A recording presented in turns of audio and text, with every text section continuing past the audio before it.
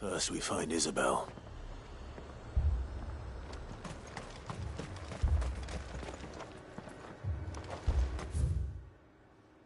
I saw it with my own eyes. The whole of Oriflamme under a flood. Then we're next.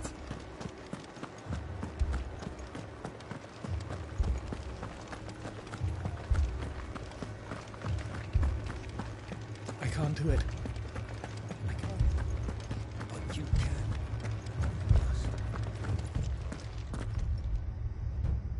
My lord. Milady. We received the dame's message. There have been sightings of strange creatures, I understand. With the blue eyes. Yes. Like a Kashik, but different. They've taken so many. I've lost count. Akashic, but different. Ultimus thralls. And what of your mistress? Is she here? Oh, no. She went to the garrison to ask what they were planning on doing about all this. Then we'll look for her there.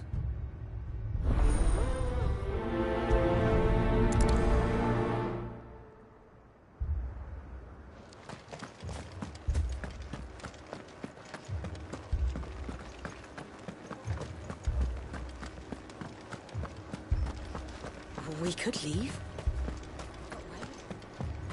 The two soldiers were carrying another. He didn't have any legs.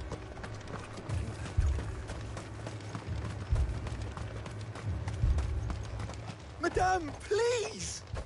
Half the garrison's been slaughtered by those things. We lost the captain this very morning.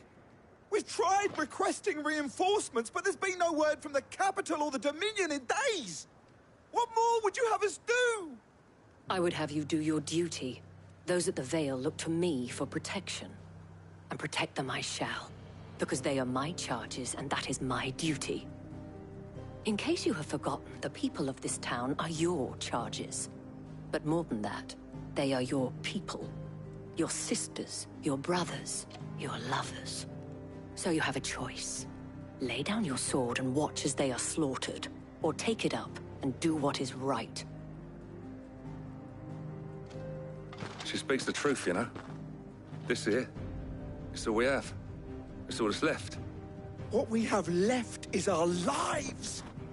Do you really want us to lose them as well? Not if we don't have to. Look, there's a cask under the captain's bunk. Let's talk about this over a drink, eh? I'm listening. I'll have a word with him.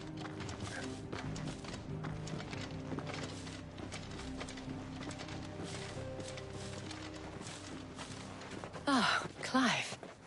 I didn't expect help to arrive so quickly. And sought to take matters into my own hands. It was a noble effort. But I thought you might still need some support. How like you to consider my needs. What we need to consider is where the creatures came from.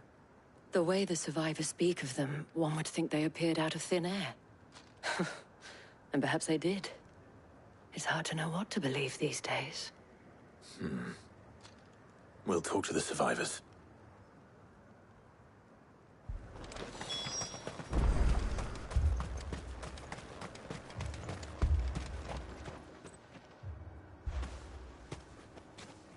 Did you see the creatures that attacked you?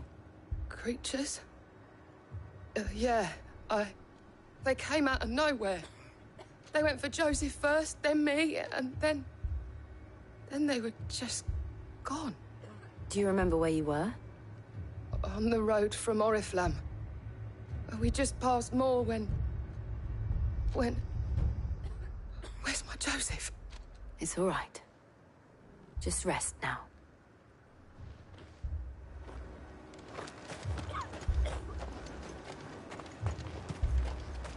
It's all right. My family. You're a pikeman, yes?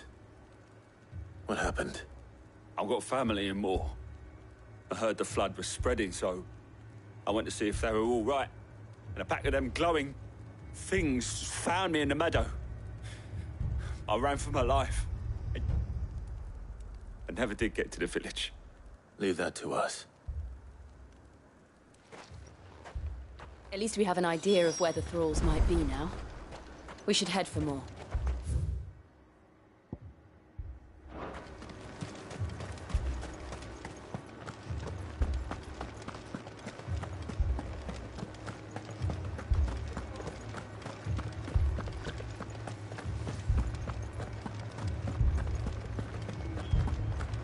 It was all they could do to escape.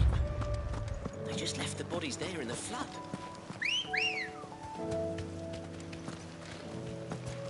Ready, go?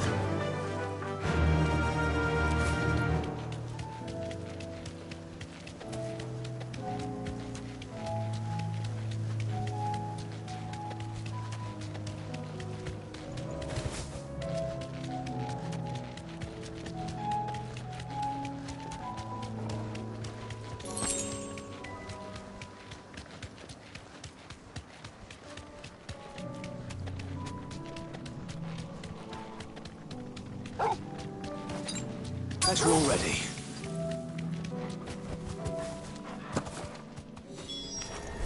Clive, look. I see them. With me!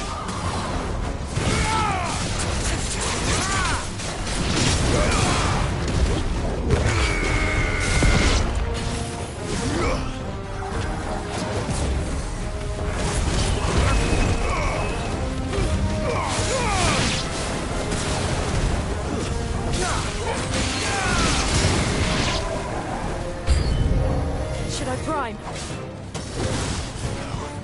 Save your strength.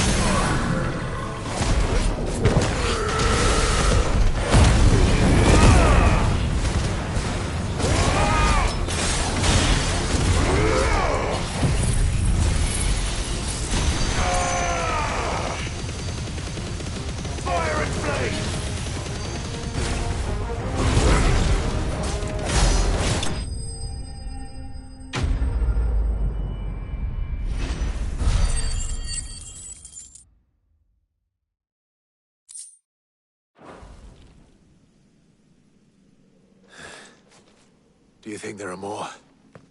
There are always more. But I'd say we've done what we can for the time being. Then we should let Isabel know.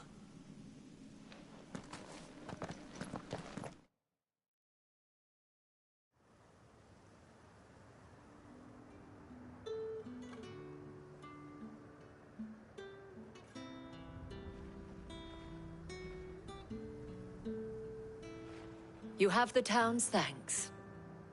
Don't thank us yet. There will be more. Many more. And you'll need to be ready for them. Oh, we shall. Isn't that right, Captain? Yes, milady. The garrison will be ready. Philippe here has convinced most of the men to remain at their posts. For now, at least. Hearing that the Dame would look kindly on any man who committed himself to the task certainly didn't hurt. It's not the most selfless of motives, I'll admit. But whatever it takes, eh? Now me, I never needed convincing. I became a soldier to protect the people I love. And the people I love include the ones standing before me. Handsome and chivalrous. Now, if you don't mind, I have sentries to post.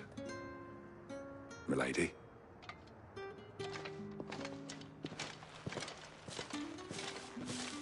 Lest you wonder, I'm not foolish enough to believe that this has solved all of my problems. But it has solved one, and that's one fewer than I had this morning. Thank you again, Clive.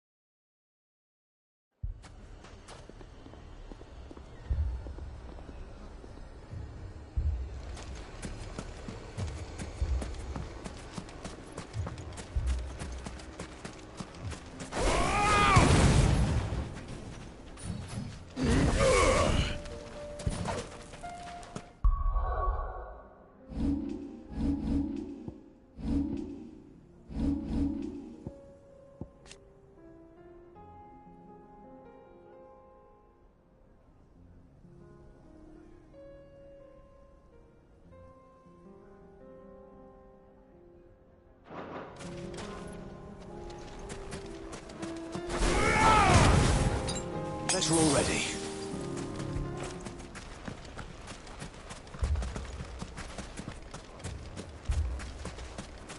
That's better.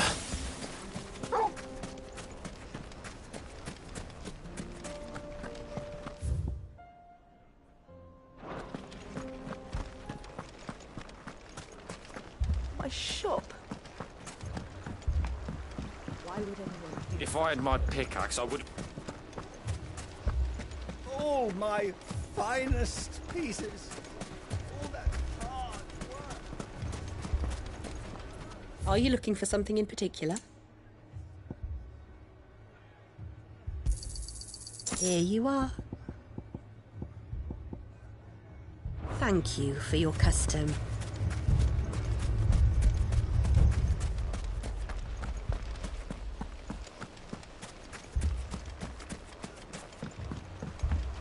Mummy, I'm scared. Oh, I'm ruined.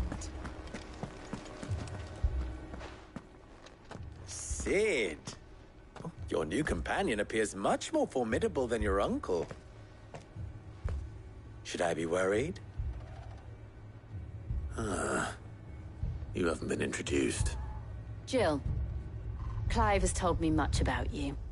All lies, I'm sure. Your Stolas said that Dalamil has a bandit problem. Indeed. Although, you're a little late. They left with our food and guild days ago. Any idea where they went? The desert's a big place. Your guess is as good as mine. But the fact is, I have more immediate concerns. What did you say to me? What did you say? Ah, as if by magic. Let's just say we've yet to reach a consensus about how to solve Dalimil's little problem.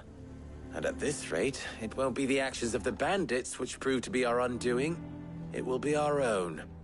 I've tried reasoning with the dissenting parties, but even the Desert Hare has limits. Perhaps we could talk to them. What makes you think they'll listen to us? What makes you think they won't? She makes a fair point, Sid.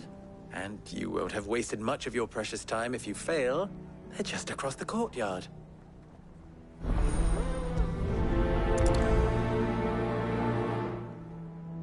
Suppose we just follow the shouting.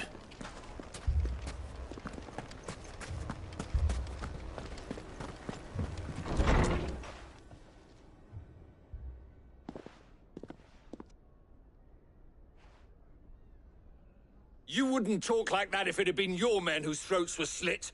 Blood for blood, it's the only way. We hire mercenaries and have them mount the bandits' heads on our walls as a lesson to the rest. And what happens when those mercenaries are slaughtered like your men? Are you going to hire more? We're better off using that coin to buy food and supplies. If we hire mercenaries, the only thing we're buying is the bandits' ire. And you cannot fill empty bellies with that. Do you hear me? But what happens when they come back? Maybe it'll be your throat that's slit. That's enough. Both of you. Any more of this and I'll throw you out myself. Come back when you're ready to talk like adults.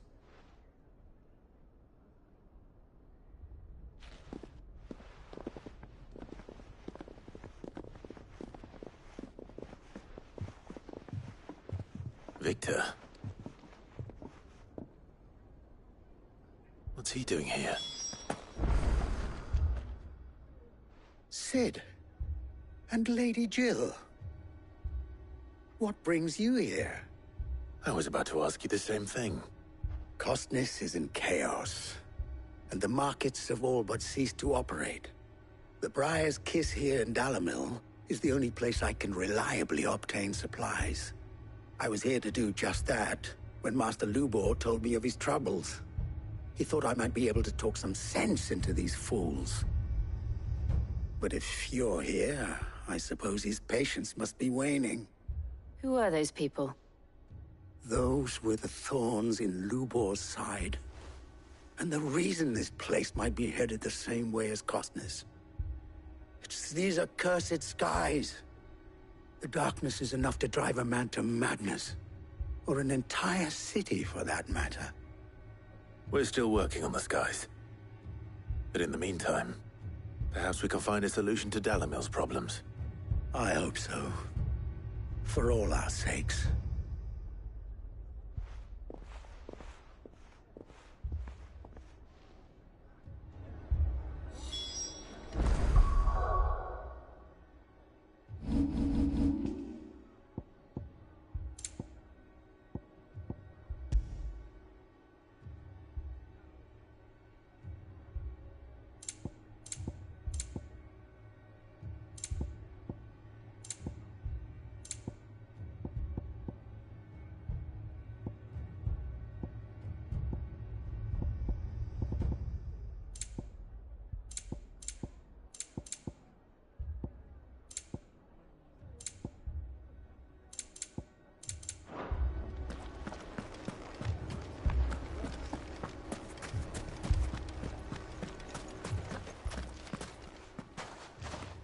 So, you see my predicament?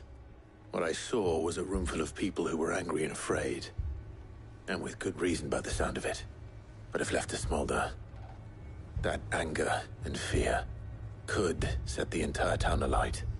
My thoughts exactly. What to do? Both sides wish to protect their homes and livelihoods, if only they could agree on how. But as long as they are divided, we are vulnerable. And if there's one thing bandits like, it's an easy target. What would Sid the Outlaw suggest? Well, if it were my namesake, he'd let them choose for themselves and be on hand to pick up the pieces when it all went wrong. That sounds like a recipe for disaster. A recipe for disaster is precisely what it is. But perhaps that realization would be enough to make them question the ingredients. While it's plain neither Conrad nor Natalie will countenance the other's proposal, it may still be possible to make them doubt their own. Before presenting them with a third option. And that would be? To pool our resources and save the city ourselves. Why fight each other? When all that fear and anger can be directed at the bandits. It appears we have a plan of action. Victor, pay Conrad a visit. See if you can't convince him of his folly. I'll speak with Natalie. As you wish. Your faces are not well known in this town. That may prove useful. Don't worry, Victor and I will do most of the talking. You need only play along. Play along? What he means to say is yes.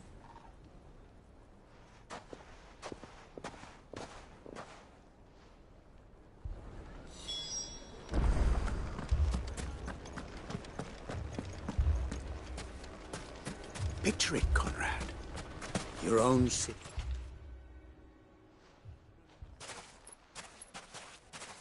Ah, here she is. The Lady of the Spear herself. Conrad, may I introduce you to Jane, commander of the Red Wings, the oldest mercenary guild in the Free Cities. A pleasure, my lady. The pleasure is all mine. As I told you, I summoned the commander here from Canver to inquire about a contract. Victor says you told him no. That there aren't any men left to hire. Is that true? True as the crystals cracked. Nobles came and claimed every last one worth his salt. And not just from us Red Wings. You know of the 7 high houses. There must be 2 swords assigned each one. Granted, we have a few boys left. If it's boys you're looking for. Well, Conrad, are you saying that Dalamil's finest cannot defend this town better than a gaggle of unblooded striplings? That a band of beardless youths could better avenge the deaths of your brave men than you yourselves? Absolutely not. We'll show those bastards who they're dealing with.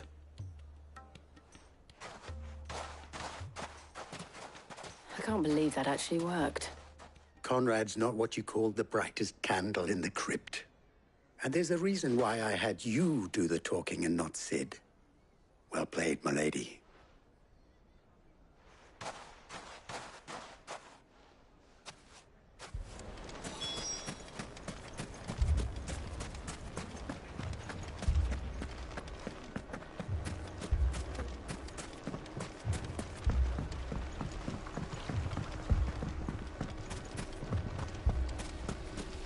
I mean, it may still be possible to buy something, and we may...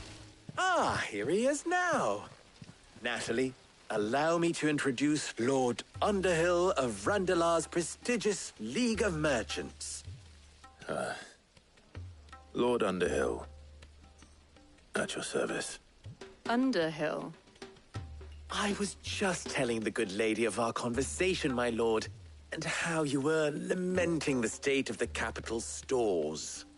Lubor says that not only are the granaries almost empty, but that war and the Blight mean this season's harvest won't be enough to fill them for winter. Indeed, certainly that is the case. The nobles in the capital are buying up the city's stocks of barley and wine, driving the prices higher than most commoners can afford.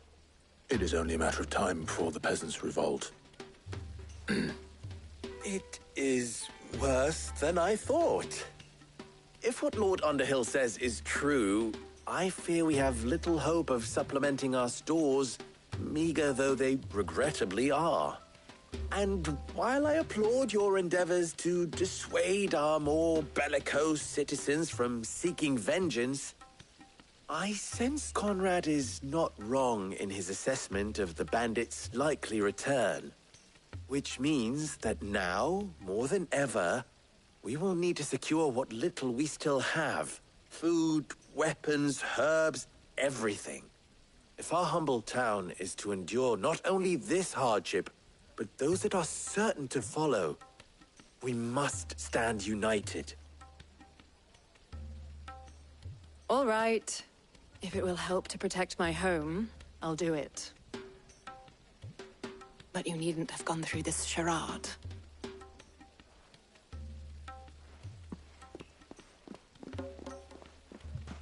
Thank you, Clive.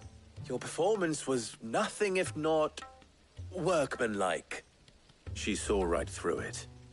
I didn't say it was good, merely that it produced the desired effect. Now, my scouts should be returning shortly. Meet me back at the Briar's Kiss, and we shall see what we face.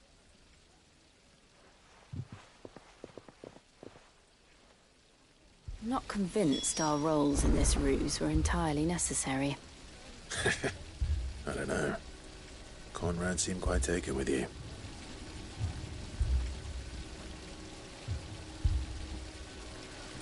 It appears I have no choice but to do what little I can. If I had my pickaxe, I would... My shop? Why would anyone do such a thing?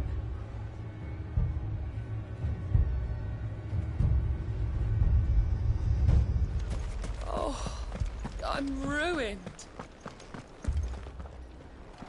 Good news, Sid. Both Conrad and Natalie have somewhat gracefully accepted their new roles. With time, they may even learn to. Time no longer appears to be the luxury it was before lunch. I take it your scouts found the bandits. Technically, it would be the bandits who found my scouts. It appears they march for Dalimil as we speak. All of them. You're not serious. They don't just want food, they want the whole damn town.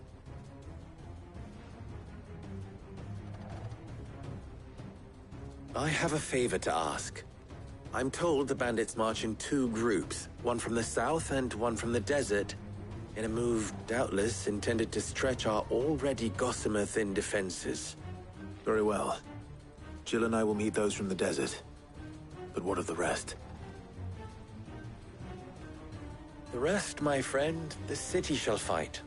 Together. The stakes, I concede, are high. But if this does not unite Dalimil, nothing will. That is a lot of faith to put into those who had their hands around each other's throats but a moment ago.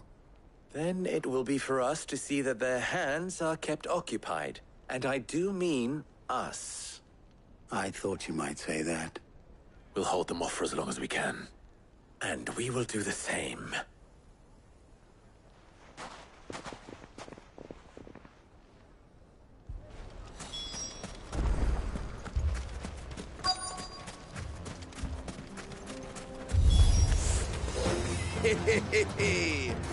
The women folk have come to welcome us.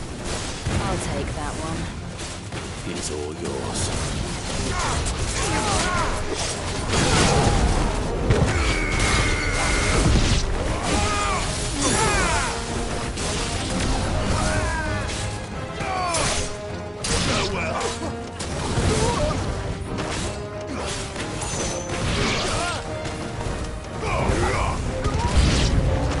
They mean to overwhelm us.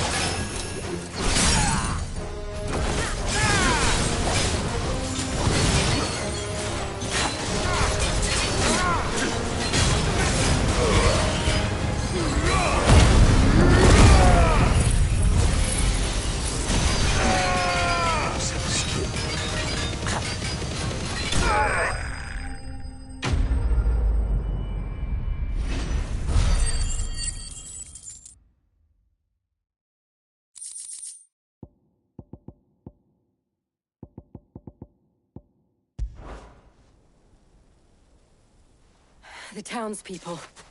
Could they have held out? I don't hear any fighting. What do you think? That we should hurry.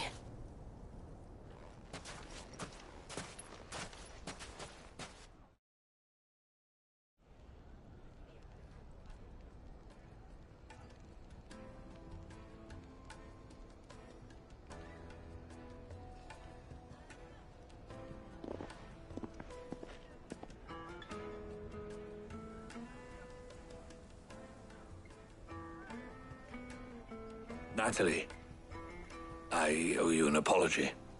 You did well out there. The inn would have been lost had you not held the line. Without you, there would have been no line to hold. You saved us, Conrad. You saved Dalimil. We all saved Dalimil.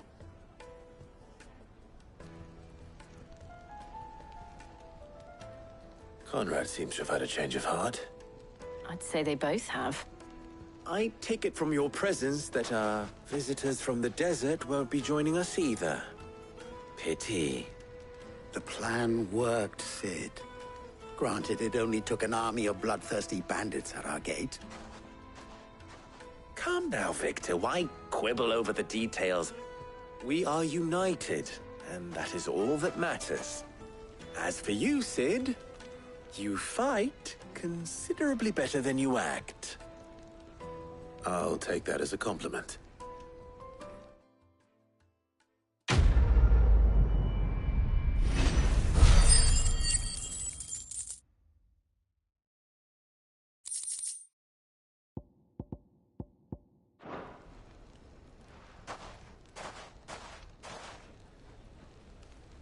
friends seem to have things under control.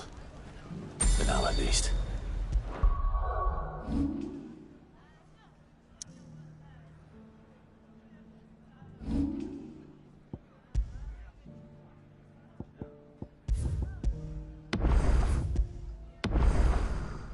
Let's go and put Otto's mind at rest.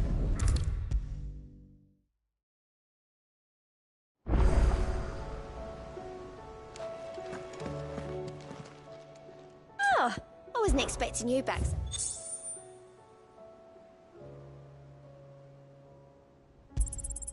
You earned this.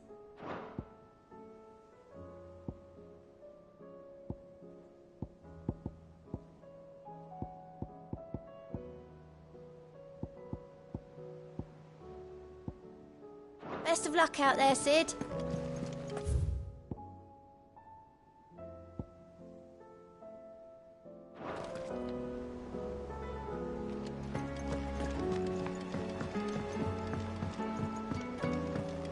Did you see that? Tell me you saw that.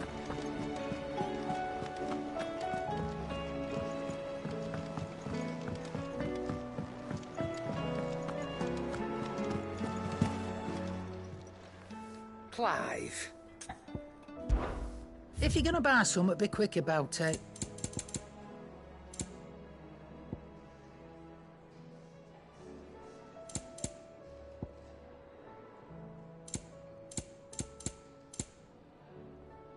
Finished, are you?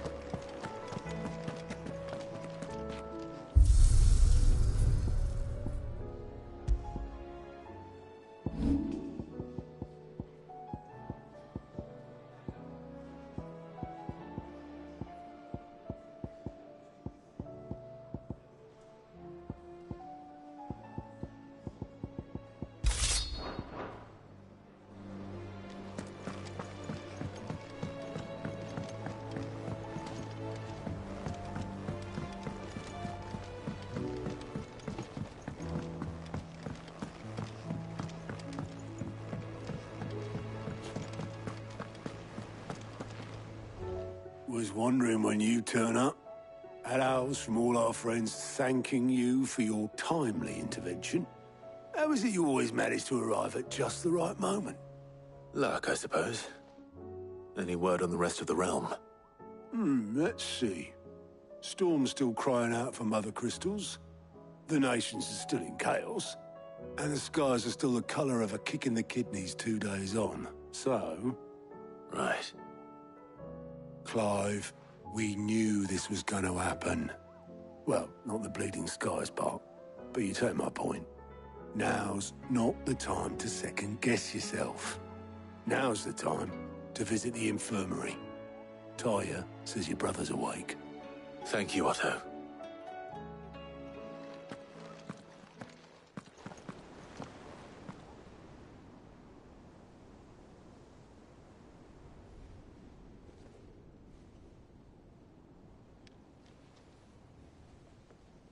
So it was not Sylvester, but Olivier who served as Ultima's puppet. And when Dion learned of this, he sought to slay the fiend.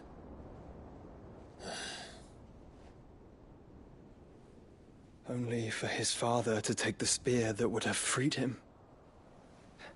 Enough to drive a man to madness. Small wonder he hasn't stirred. I would be afraid to wake. Had I but reached out to him sooner, warned him of the threat Ultima posed. But now, both an empire and her prince lie broken. Joshua, what do you know of Ultima?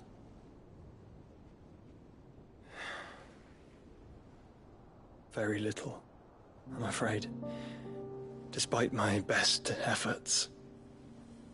18 years ago, as I lay buried beneath the rubble of Phoenix Gate, it was not death who came for me, but another. And it was while in my rescuer's care, I first heard of Ultima. I've been chasing his shadow ever since. Ultima is driven by some deep, dark purpose, and for whatever reason, it would seem you are crucial to his designs. He will stop at nothing to have you, even if that means toppling an empire. But why me? What possible use could I be to such a creature?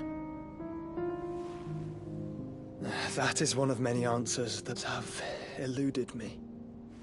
Yet, I am certain of this. It is not mere chance. You were chosen for a reason. All dominants carry within them the might of an icon. Nigh limitless power that is at once acutely limited. I wield fire, and only fire. And I only ice. 8 wardens for 8 elements. But you, Clive. You are different. You're special. Your abilities begin with the flames of Ifrit. But they do not end there. The fact Ifrit can even exist goes against everything we thought we knew of dominance.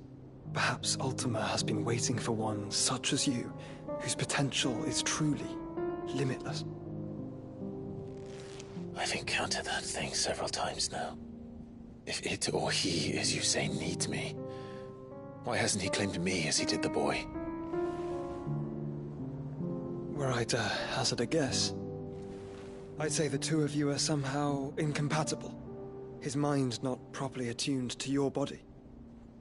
His mind? Mind, awareness, spirit, call it what you wish. But I believe Ultima to be an embodiment of the concept. This is why I struggle and fail to contain him here inside me. I'm sorry. Inside you? With every setting sun, I feel my strength wane. And though the Phoenix's flames mend the prison I have made for Ultima, they do so at a cost. We must find a means to bring an end to him before I meet my own. What were you thinking? It was that or let him take Clive. And I've always had a soft spot for my brother. But that doesn't mean you should sacrifice yourself to save me.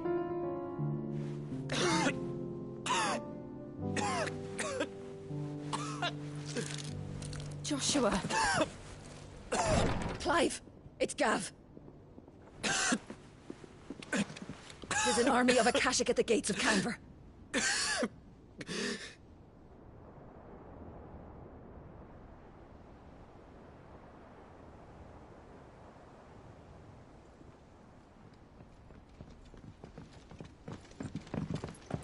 Well, what's the short of it? I thought Tyre told you.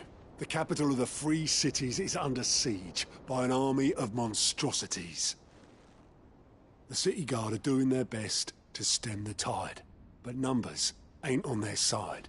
What of Lord Byron and Mid? Were they able to escape? No, but they're all right for now. They're hiding with Gav at midship. We have to get them out of there. And we shall. Otto, prepare a Stolas. Tell Gav to stay exactly where he is. Understood. Vivian, what's the swiftest route to the Free Cities? That sounds like a question for the map. Look here. This road, through Tabor, should provide the least trouble. Good. What a coincidence. Tabor is exactly where I'm bound. Joshua, bed is where you should be bound. You don't think I told him the exact same thing? Were Tyre not such a talented healer, I would surely have been inclined to agree. But, thanks to her ministrations, I feel I may safely rejoin my attendant, who was to wait for me in Tabor if we became separated.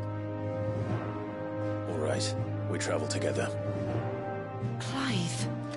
If he stays close to me, he'll be fine.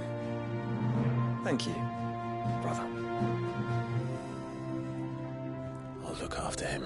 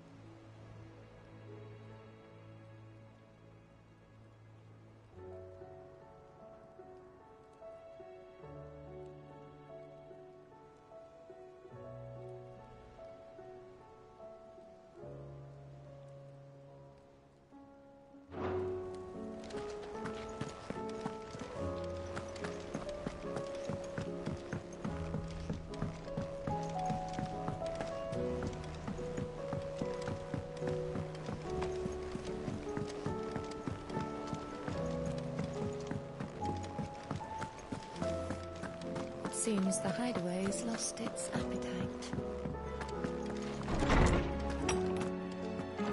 Is a storm coming, Sid? Will there be... Sid, perhaps you can help me solve a mystery. I can certainly try. Who's gone missing this time? It's not who, but what. Mid's scales, the ones she made for her workshop. I borrowed them to teach the little ones about weight, and shortly after the lesson, well, they vanished. My first thought was that they'd taken them off somewhere to play, but when I asked, they swore they had nothing to do with their having disappeared. Which almost certainly means they had everything to do with it. Perhaps a visit from Sid will jog their memories. I think it just might. Thank you. I don't like to imagine that my pupils would lie to me. But if they have, I'll have no choice but to discipline them accordingly. They were in the atrium when I last saw them. As always.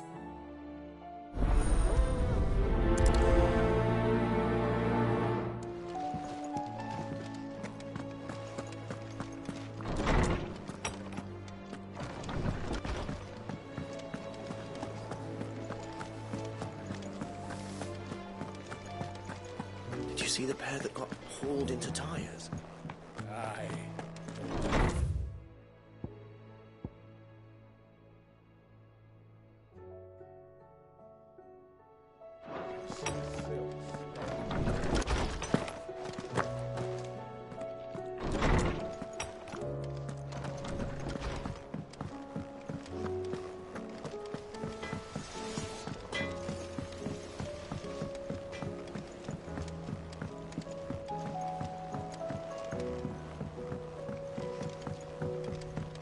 I heard the Emperor was impaled on his own son's spear. We're all gonna die! You hear me? The Akashic are coming and they won't stop until they slaughter. What do you reckon we should do? I say we should just tell Miss Shirley. You'll get us all straight. I'm telling you, I can fix them.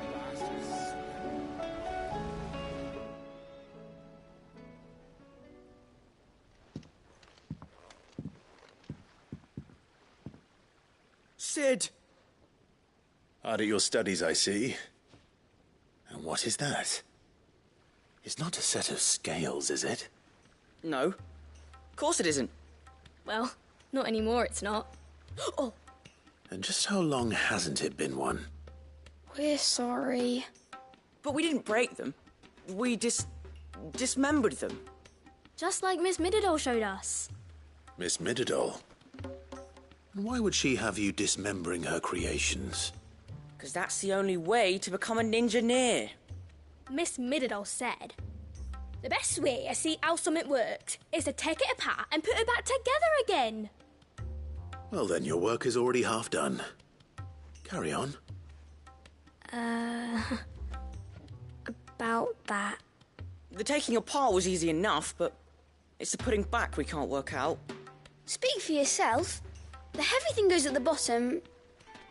Then...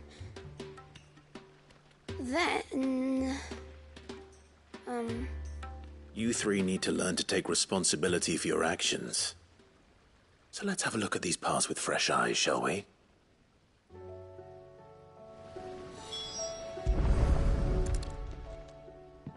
All right. Everything here was once part of Miss Mididol's scales. Every piece has its own role to play, and each is just as important as the others. If even one of them is missing, the scales won't work. So let's think about what those roles might be. You already know one of the pieces. The body. Its role is to support everything else. But what of the others?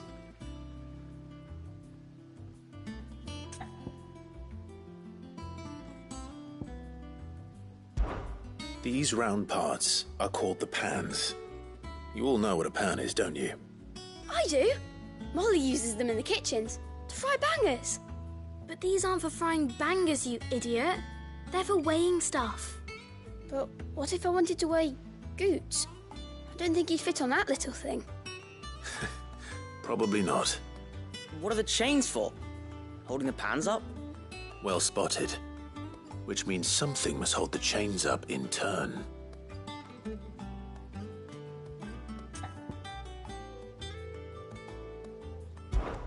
This is called the arm. Why do you suppose that is? It doesn't look much like an arm. You're right. It looks more like a wing. Like a chocobo wing! You've ridden a chocobo before, haven't you, Sid? Will you teach me to ride one day? I'll think about it. Now, what do arms do? Hold things. So wait, maybe this arm holds things too? Good thinking. You're on the right track.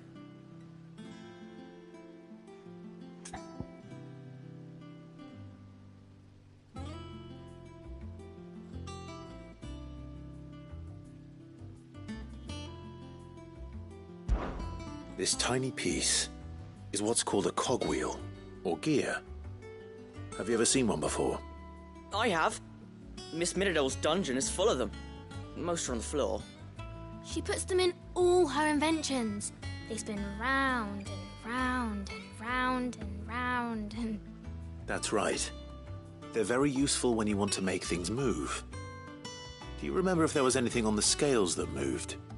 I remember the arm moved when I tried weighing an apple. And then somebody ate it. Not my fault.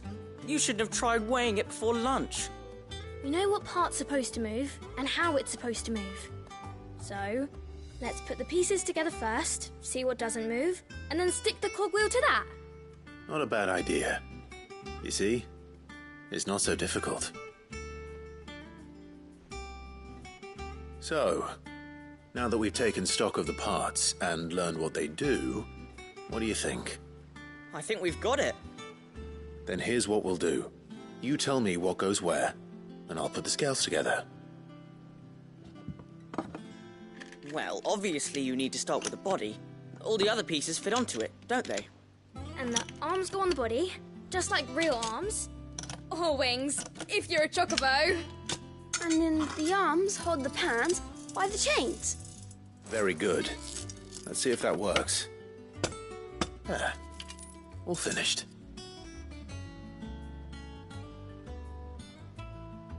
Yes! We did it! Well, with Sid's help. Oh, I just put the pieces together. It was you three engineers who showed me how. That's right.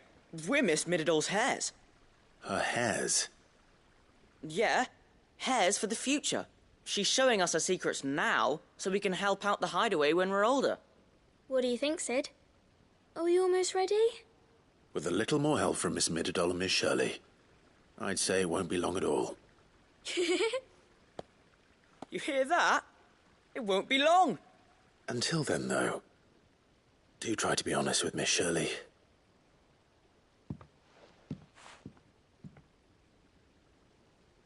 Hey, look! We never used the cogwheel. You don't think Sid forgot about it, do you?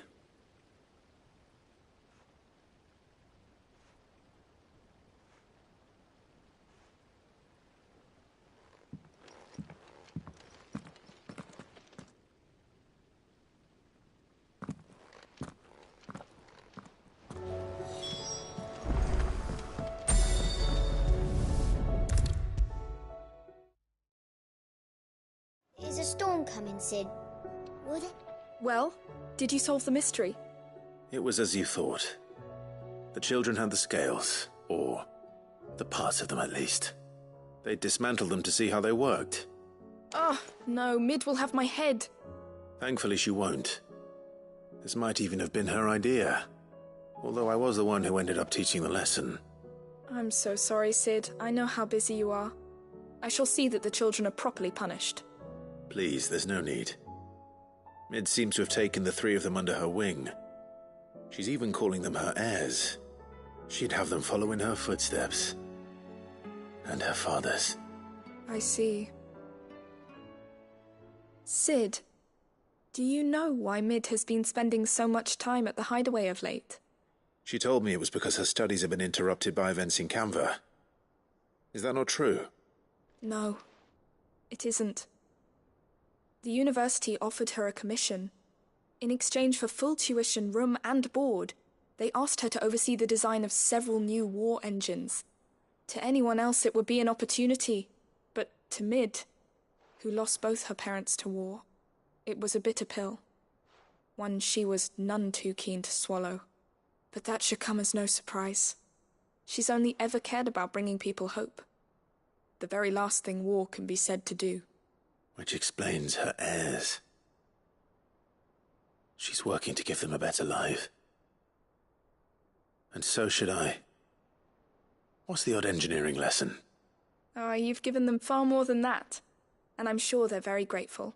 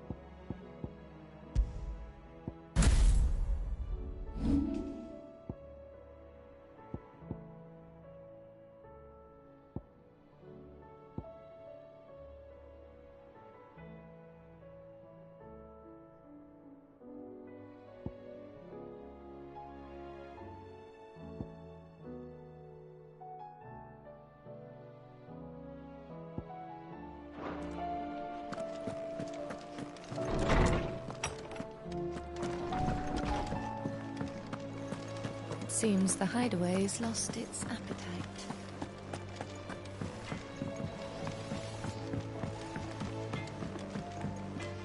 What am I gonna do? Is everything all right, Goots? You seem more discomposed than usual. Oh, I don't know what that means, but I'm in a bit of a muddle. Oh, I think Nan might be in trouble and she's... It's all right. You can tell me.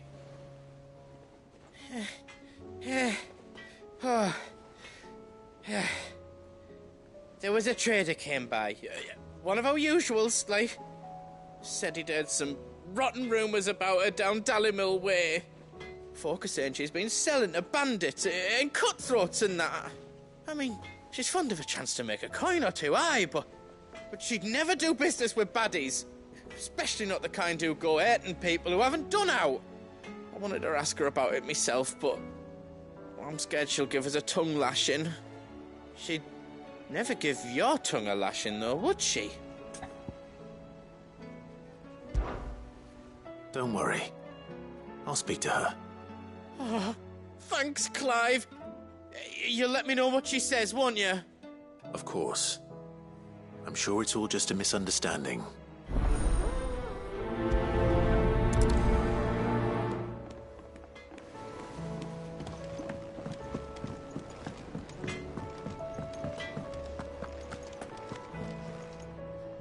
Lady Karen, how's business? Not nearly as foul as the weather. You're doing good trade, then? Both in and out of the hideaway? Can't complain. Wait, what exactly are you getting at? Not once in 5 long years do you pay my affairs half a care. But here you are today, raking me over the coals like a bloody popoto. Just asking. Out of interest. All right. I'm here because I was told that certain rumors have been circulating. About you selling weapons to brigands. Oh. Are you? And who was it who knows me so well as to tell tales of my evil exploits? I didn't exactly hear firsthand. All I know is that someone in Dalimil has been spreading word to that effect. And what? You believe it? You think I'm profiting off the blood of innocents, do you? Look, I've done things I'm not proud of. Might be there were a time when I turned a blind eye to the wretchedness of the world so I could line my pocket. But that woman is no more. And you'd know that if you'd ever paid the slightest bit of notice. You're right, Lady Karen. I apologize. It was wrong of me to doubt you. No, it was. No. I reckon you've got better things to do than pointing your do-gooding finger at a poor old woman. Of course. Good day.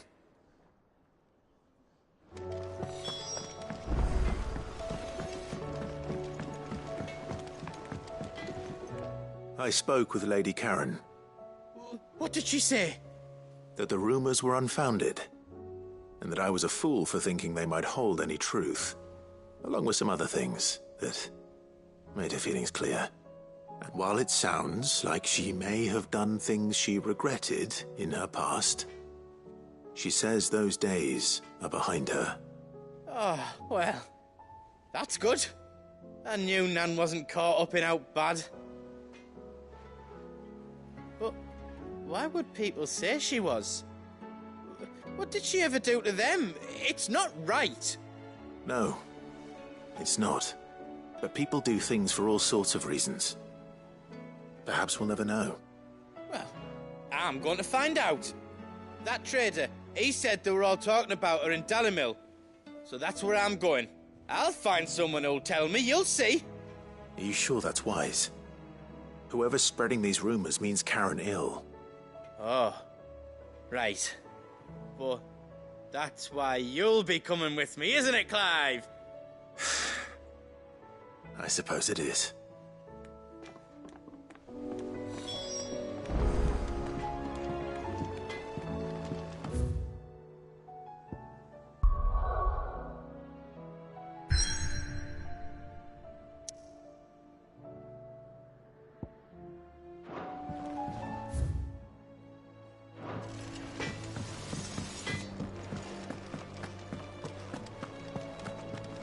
Seems the hideaway is blasted lost book. Here, you put me in this situation, Clive. You can bloody well get me out of it. I need a hand with a recipe. Are you sure it's me you're looking for? I'm not much of a cook. I'm all the cook will be needing, thank you very much. What I want from you is a little of your time, right? Oh, and perhaps your sword. You remember Ivan's stew, right? Well, despite the look of the thing, and that awful stench, people wolf it down. So I thought I'd try making one of these supposed masterpieces myself. Had a peek at the book and gave it a go, but, well... It wasn't as straightforward as you'd hoped. Ivan had the same problem. Yeah, but this is my blooming kitchen, and I will not be outdone. So if you don't want to be seen as playing favourites, I suggest you lend me a hand. I've never been one to play favourites, Molly. And I would be only too happy to lend you a hand. So, what's on the menu this time? A fried mortress of skyworm. That's one heck of a name, innit? Recipe seemed easy enough to an old hand like myself. Thought I'd followed it to a T. Only, turns out skyworm livers and drake's mint are not what I thought they were. At least I hope they're not, given the rancid mess they made. Ivan said the recipes in the culinary pilgrimage date back centuries. Who's to say the ingredients even exist anymore? Wow. That's a question for a scholar, wouldn't you say? Perhaps you know of one? Kindly old fella who haunts the shelves, maybe? Fine. I'll go and speak to Harpocrates. Perhaps he'll know something. And if he does, I'll see if I can find your ingredients for you. You do that. Lest we forget, you've got a reputation to uphold.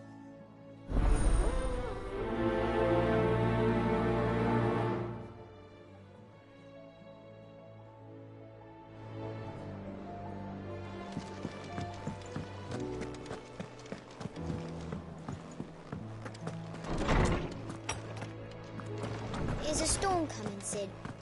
Will there be thunder? Lawsman Harpocrates. I've come to pick your brain if you don't mind. It's about the book you lent Ivan. Ah, Valisthea, A Culinary Pilgrimage, a classic. One of my favorites, in fact. The young man did a wonderful job with the Chance's stew. I do hope we shall be able to sample more such marvels in due course. That's actually why I'm here. I don't suppose you know where I might find skyworm livers and drake's mint. Ah, so the fabled Sanbriquois delicacy is next on the menu. Delightful.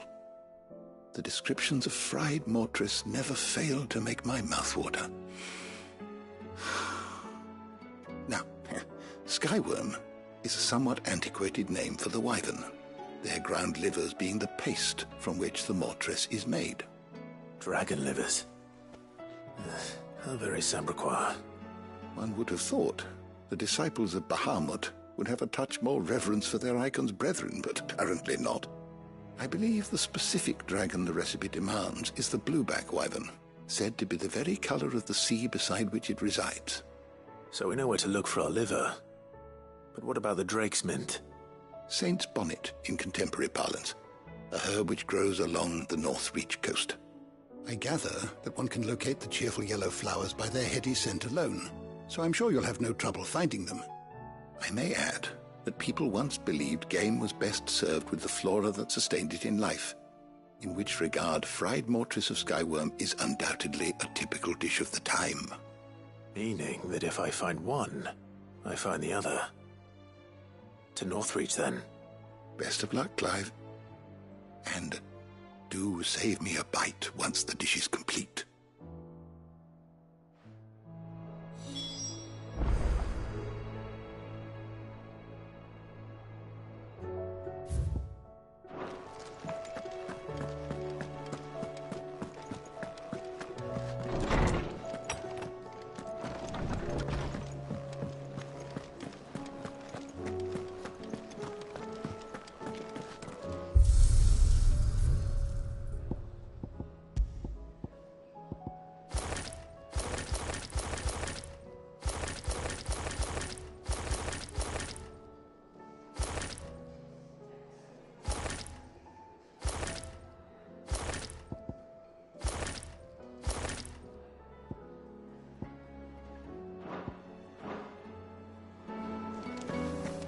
Did you see the pair that got hauled into tires?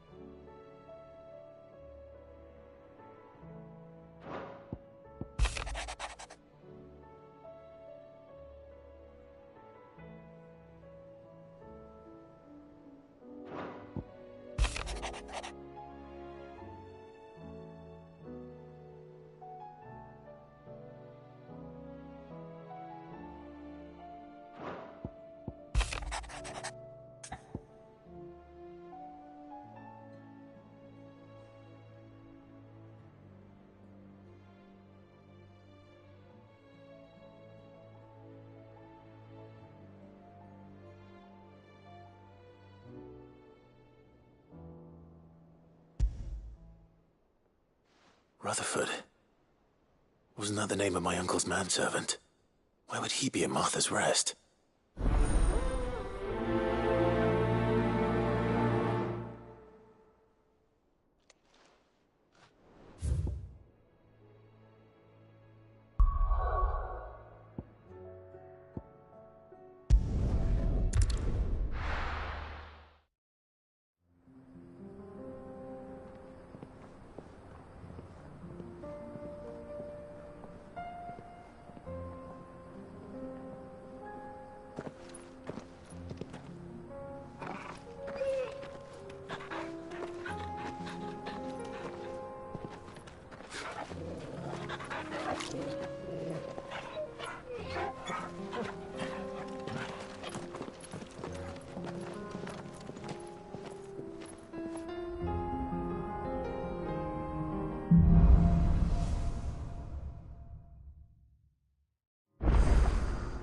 It's like a dream. The four of us out walking like we used to. Enjoying this, are you? Gav and the others could be in danger as we speak. You're right. I'm sorry. Yote is a fine scout. If Canville was attacked, she will already have begun gathering information. Tabor isn't far. We should pick up the pace.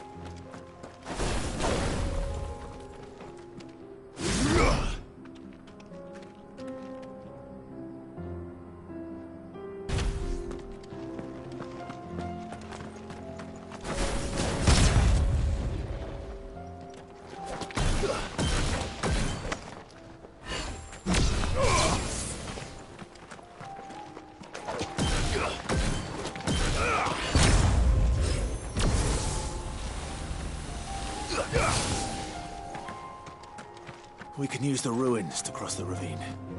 Assuming they will allow it. The Echoes have a will of their own.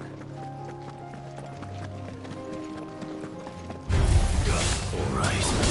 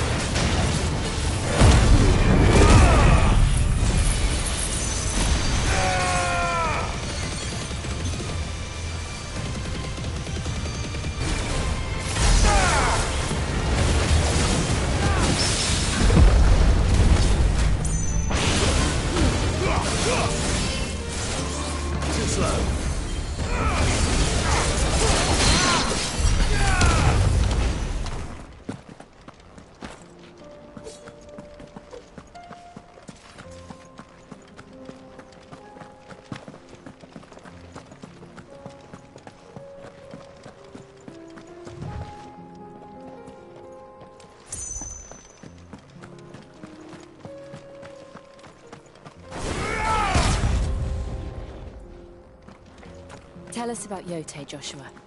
She's strong-willed, loyal, and deadly with a blade. Much like Clive, but...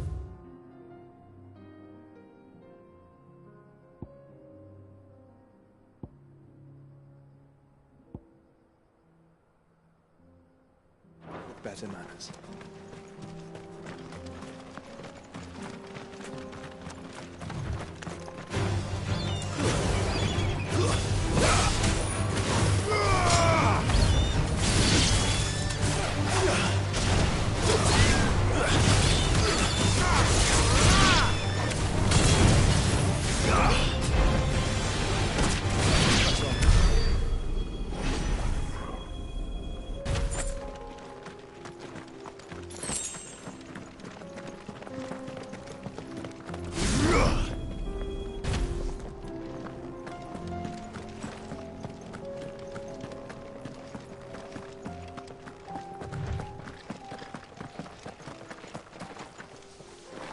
I do. Where are you off to now, then? Bound for the Free Cities, perhaps? Oh, no need to say if you'd rather not. We all have our reasons. Ain't exactly feeling like sharing with strangers myself at the mo. Truth be told, I could do with a bit of inspiration. Don't know which way to turn no more. Was doing a roaring trade back in Oriflamme. Right up until the poor Drake lost her noggin. So, thought I'd try me luck in the desert. And the Fang went the same way. And don't get me started on the mess in the bloomin' Dominion. Suppose I could try Canberra next. But knowing my luck, the old place be crawling with the works before I'd even set out me stall. As I always say, where there's crisis, there's opportunity. The opportunity to mint Gil, that is. So, where to next? Is there any money to be made in Ash? Do orcs even carry Gil? Fetch!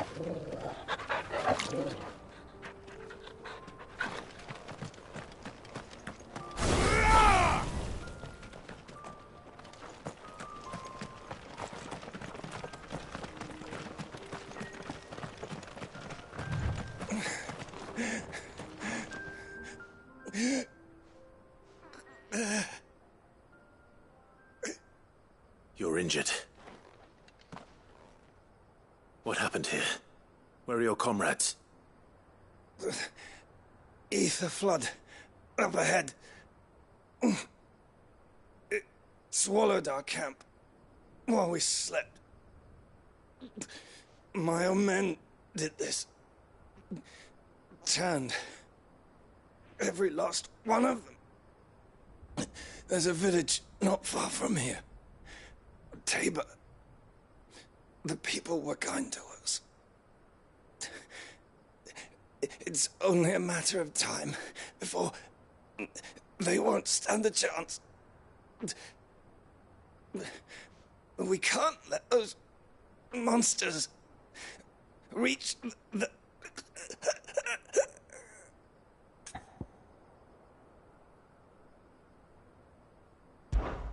I'll go. You catch your breath. Thank you. Our encampment is up ahead. Just off the track. They must not reach Tabor. Forgive me, Lord Kuka. Rest well, soldier.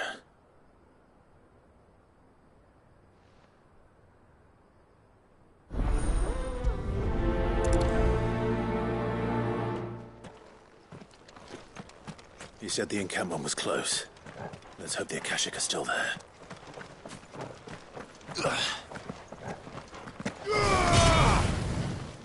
Another ether flood. They're everywhere now. We can't go round it. Then we'll just have to be careful. Right.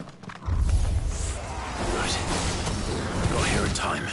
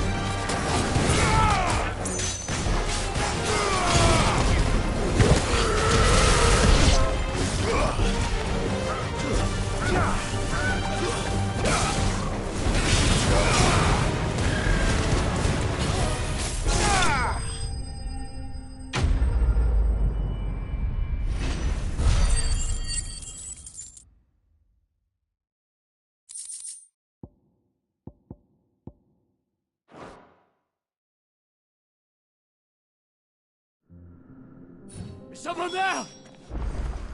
Please, I can't move my leg! That doesn't sound like an Akashic.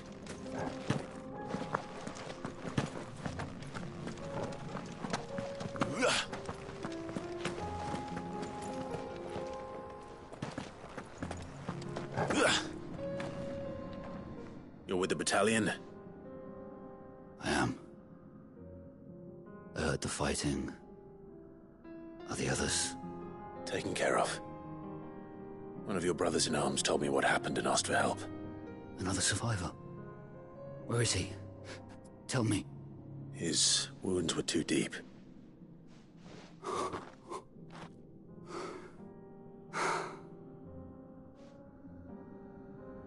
He was right to send you. Those things you slew are no longer my brothers. Tabor is safe thanks to you. Here, you've earned it.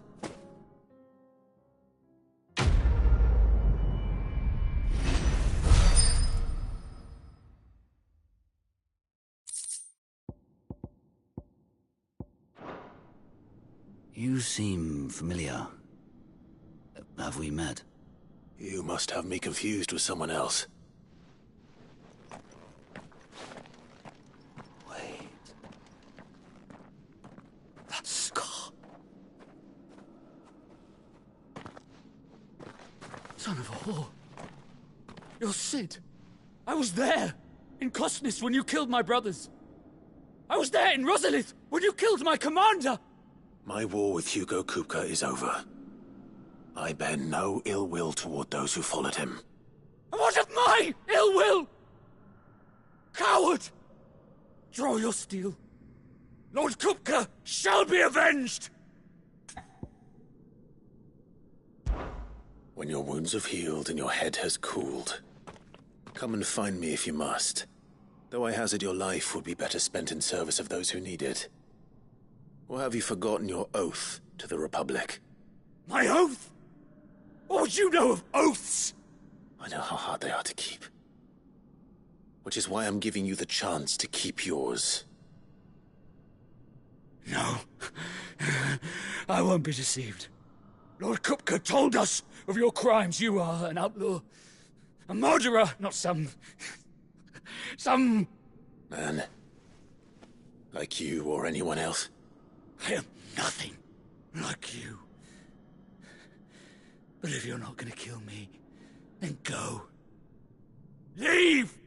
Just know that I will find you, Sid. Someday.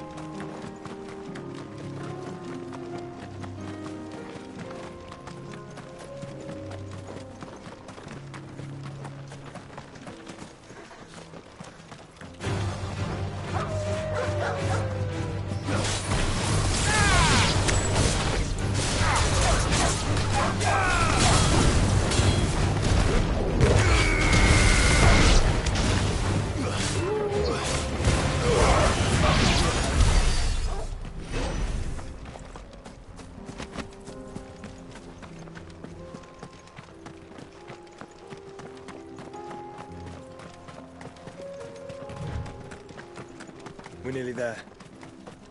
Have you been to Tabor before? There are a few places I haven't. Welcome, travelers. We don't get many visitors here in Tabor. Where now, Joshua? There is a residence just inside the city gates. She awaits us within.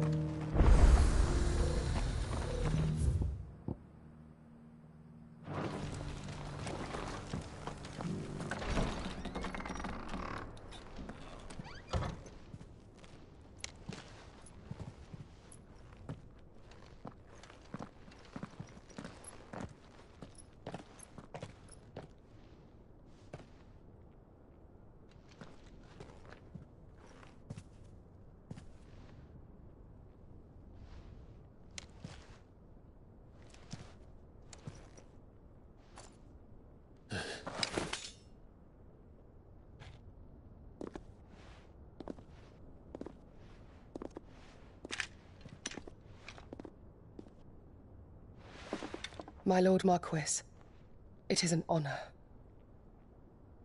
I am Yote, Knight of the Undying, charged with the protection of His Grace Joshua Rosfield, Keeper of the Flame of the Phoenix. Of course. It all makes sense now. Would you care to elaborate? The Undying are loyal servants to the ducal throne. Or more specifically, to its heir. They have served our family for generations, albeit from the shadows. Since their inception, they have been tasked with the preservation and enactment of the rites of ancestral communion. After the events at Phoenix Gate, it was the Undying who delivered me to safety. And since the day I left Rosaria, Yote has been my constant companion and protector. Without her sword, I would not have survived my journey across the realm. Rise, Lady Yote.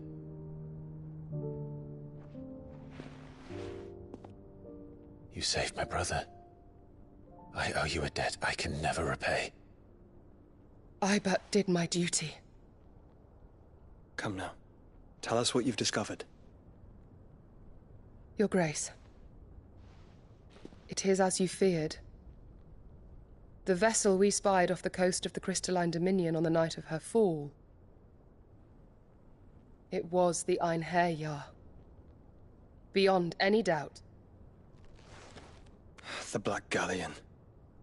Joshua, the Einherjar is the Royalists' flagship. What business would they have in the Dominion? Upon learning of Waloed's involvement in recent events at Drake's Fang, I sensed the malign influence of Ultima, and bid Yote and the Undying look into the matter. We have reason to believe that the Black Galleon weighed anchor shortly after the fighting began, and set a course due south. For Canva. Then it is Waloed Knights who besiege the cities. What is left of them, yes. And the Black Galleon sails at but one man's behest. Barnabas Tharm.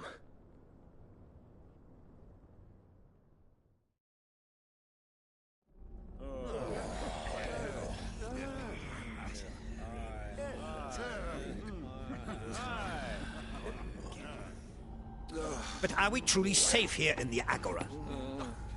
The city guard have been paid, if that's what you're implying.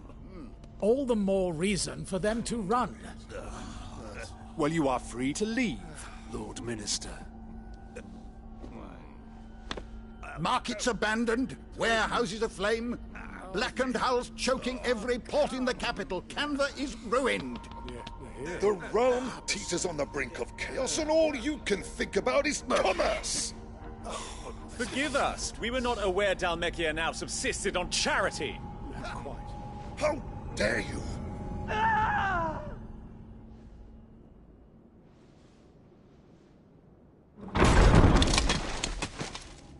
Distinguished members of the Council, you must forgive His Majesty this intrusion. What is the meaning of this? A trifle crowded, but I fear it will have to serve, my liege. Very well. My colleagues, do you not see? The King! He has come to save us from the Akashic!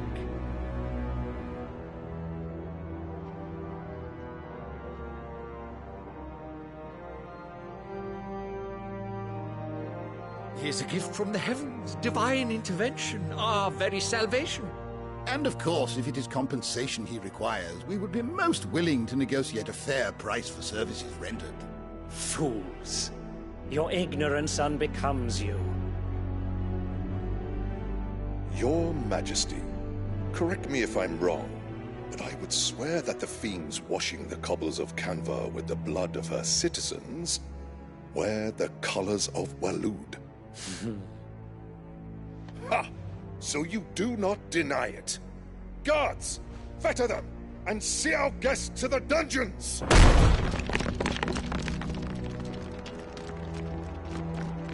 Enough.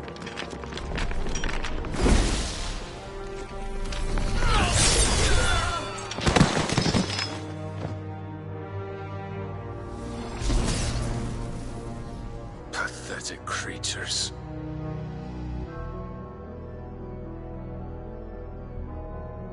That you should imagine yourselves worthy of salvation. The girl is still here, somewhere in the city. Her consciousness fair dripping with her late father's hubris. A consciousness to which Mythos is inextricably bound and inexorably drawn. See that he is made welcome. Yes, Your Majesty. Come, Mythos. Surely the prince's light cannot have sated you.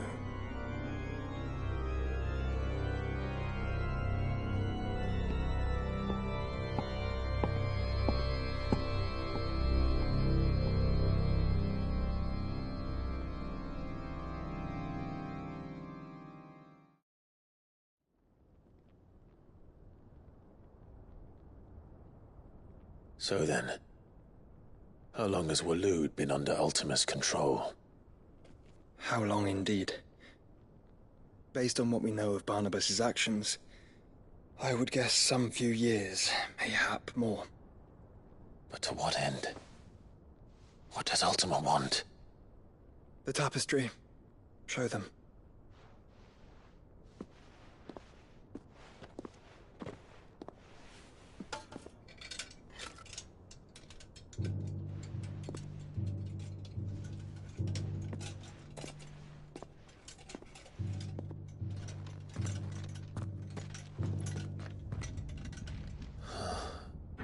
By the flames. Phoenix Gate, Drake's Breath, and now here. But what is it? It is old, ancient, even. Naught remains of the faith it represents, save what can be gleaned from the image itself. None could tell me what the one in the apothecary meant, even the Undying. But I believe it may be the key to discerning Ultima's purpose. That figure in the center, the one beneath whom the icons congregate, that I believe to be Ultima.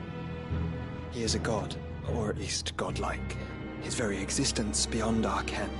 The icons, and by extension their dominance, are meant to be his subjects, and while some, like Barnabas, have accepted this role, others have rejected it. Like you, Clive, which is rather inconvenient, as it appears he needs you most of all. And gods don't like to be disobeyed. No, I don't suppose they do. Clive, may I tell Yote of the lake? By all means. Yote, I will be accompanying my brother to the Free Cities. Whilst we are afield, I would have you watch over those Clive has made his wards. Omielos delan tuisag ilith. Though well concealed, the hideaway lacks trained fighters to defend its occupants should they be discovered. But it is my duty to... As it has ever been my brother's duty, remember. If that is your wish, Your Grace. But please be safe.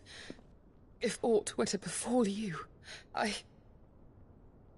You have my word.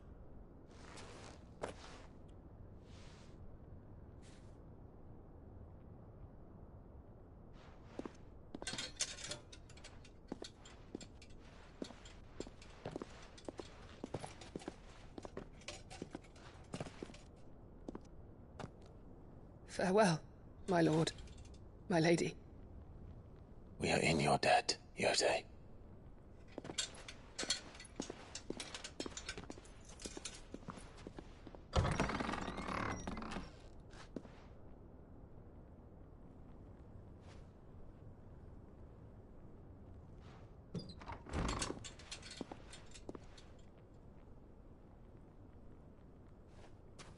Let's find our friends.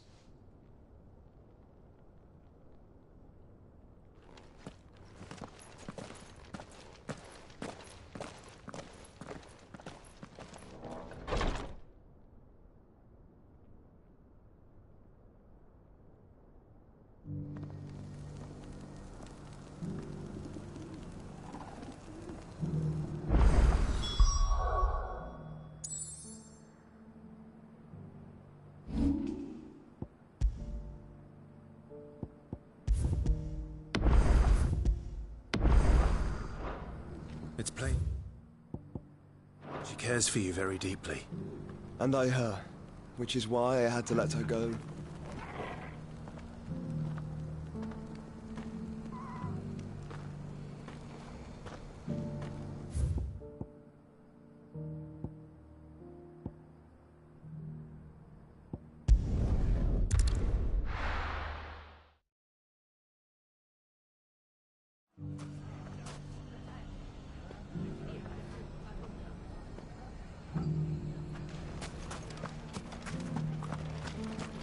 The bandits may be no more, but look what they've left us with.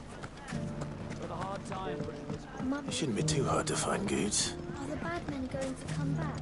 The gentlemen of the town guard are a strapping bunch. Perhaps.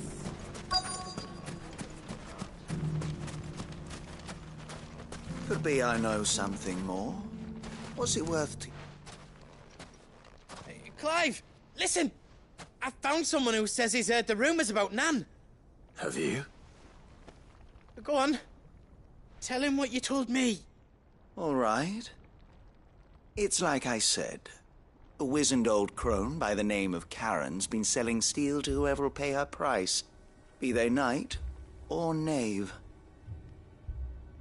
Says the more swords and spears she puts in people's hands, the more war they'll wage. And the more war being waged, the more call for swords and spears. And who will they all turn to keep them in steel? Why, the good Reaper herself. And you've seen this Reaper at work?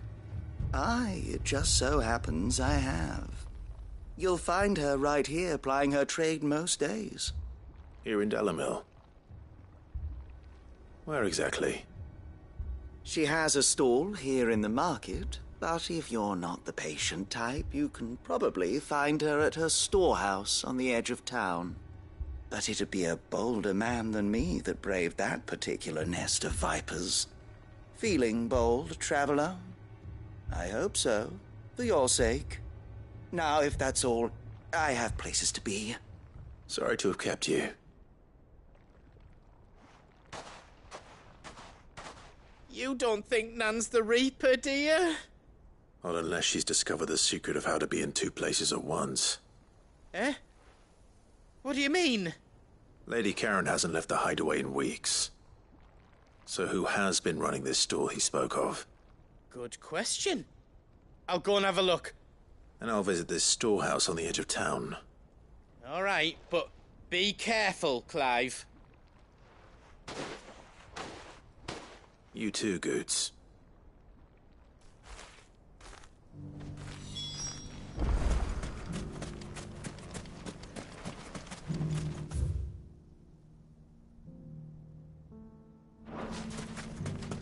The finest cell salt.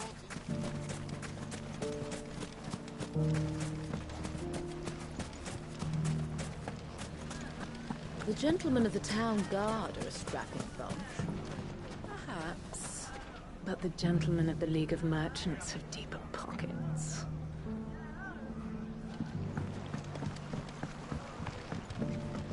What a mess. Where do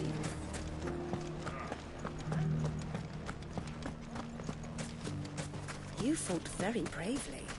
We would have been lost without you. Knowing that you would have all been there to pick us up if we fell, gave us more than the courage we need.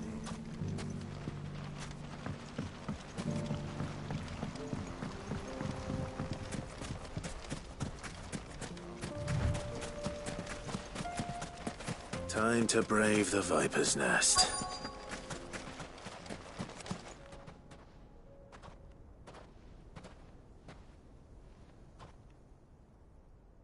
Just you, is it? Thought I might have laid it on a bit thick. It was a fairly unconvincing tale. So, what now? That's up to you. Die a slow death, or a quick one. Boys, he's all yours. But that sword is mine.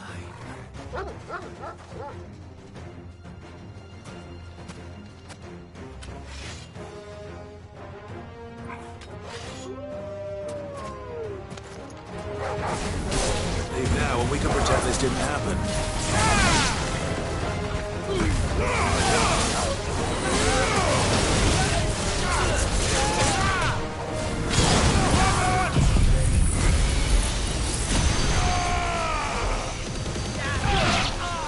It's over.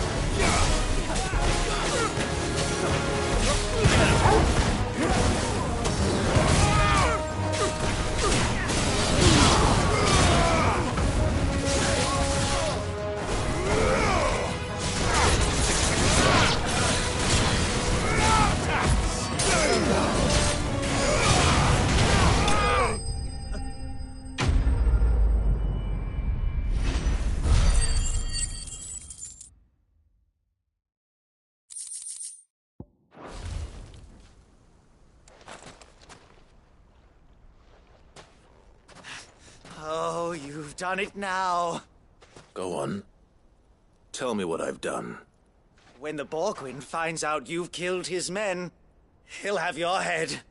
He only wanted that bull of a manservant, the dim one always clinging to Karen's skirts.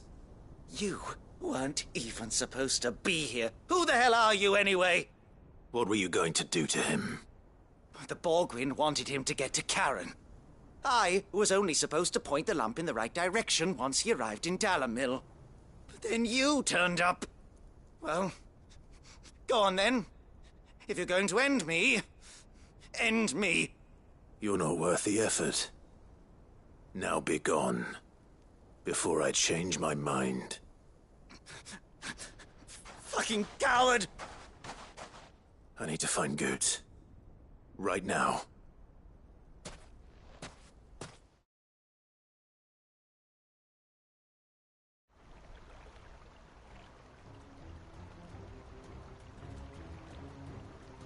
Get your filthy paws off me, you naughty-pated lout! Stop calling me names! And stop spreading them horrible lies about Nan! Well, that will be easy enough. For they are not lies. Every last word is true. And she must pay for her crimes in blood. Blood? Goose, are you all right? He's gonna kill Nan! He said she had to pay in blood! After what she did, it is only right. She ruined my life and the lives of countless others. That loathsome harpy's very existence is a crime, and I will not allow it to continue. Goots, was it? I have no quarrel with you. Only with your employer. Run along now. You need not pay for her sins. No. No? I don't care what she did. I won't let you hurt Nan. Promise me you won't hurt her, or I'll kill you myself! Goots, no. Enough, all of you!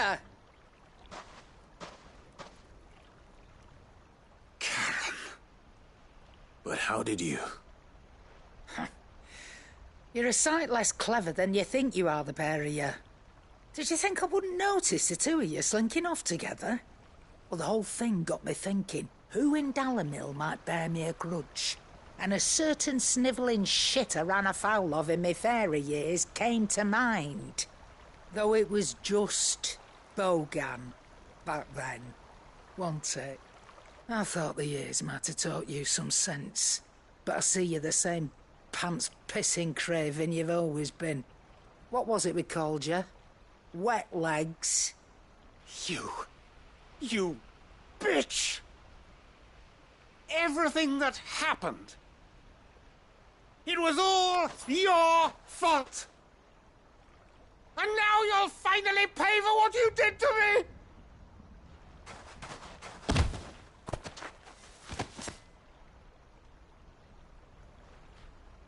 Goose, you... If you want a piece of Nan, you'll have to go through me. Fuck!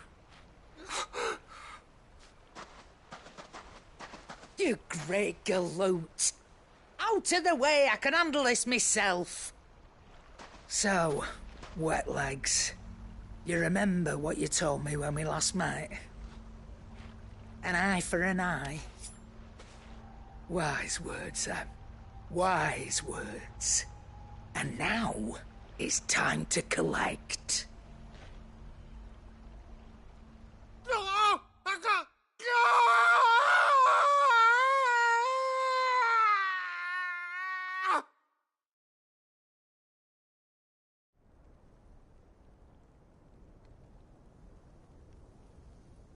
Sorry to keep you waiting.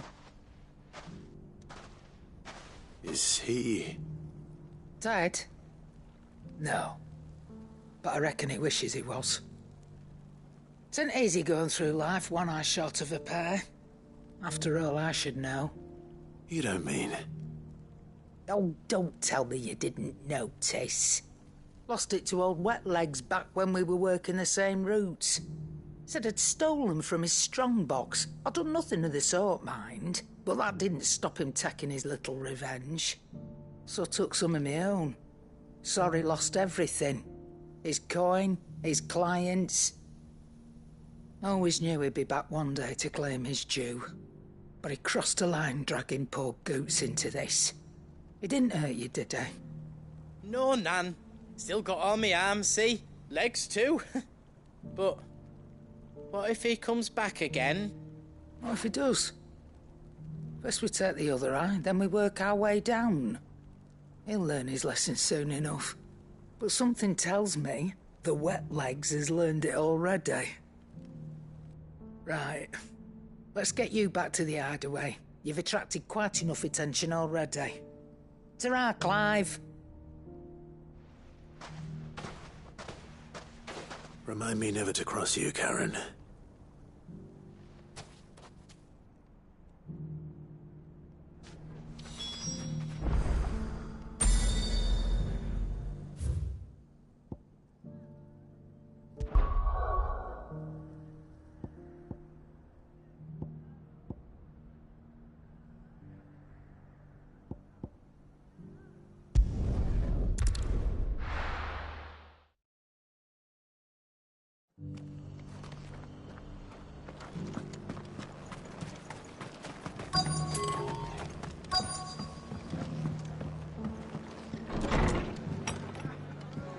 Martha's got a big heart. It's a pity there's so many who are happy to take advantage of it.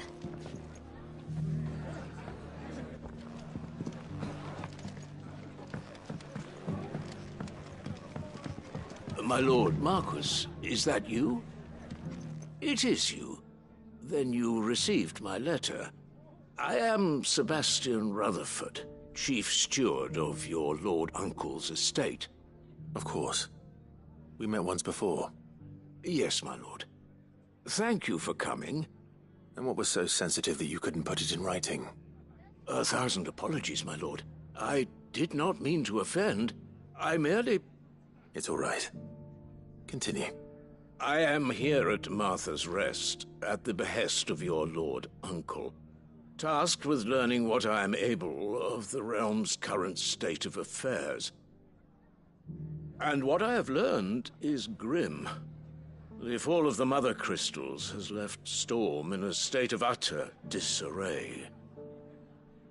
The subsequent darkening of the heavens has only made things worse. Akashic attacks, once unthinkable, are now commonplace. The gears of governance have ground to a halt, and without a steady hand on the tiller, the realm threatens to drift into utter chaos. Your lord uncle, however, believes there is a way to avoid this fate, and is determined to see it set in motion. That sounds like quite the undertaking. It is. Hence my having enlisted the aid of several colleagues serving the 7 high houses. Alas, I have lost contact with 2 of those colleagues already. They are both able-bodied and trained in the sword, yet in these dark times even that may not prove sufficient to keep a man safe on the road. So you want me to find them? I'll need to know where they went. One I sent to investigate the Republic, the other the old Imperial capital of Oriflamme. That doesn't exactly narrow it down. I suppose I'll start in Dalamil and work my way east. Thank you, my lord. I shall pray for your success and safety.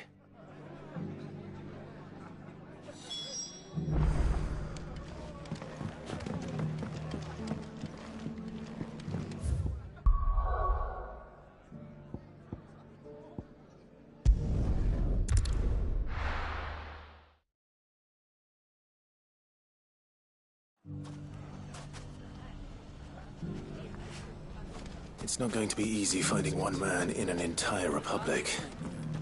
Let's hope someone here's seen something. Mummy, are the bad men going to come back? The gentlemen of the town guard are a strapping bunch. Perhaps.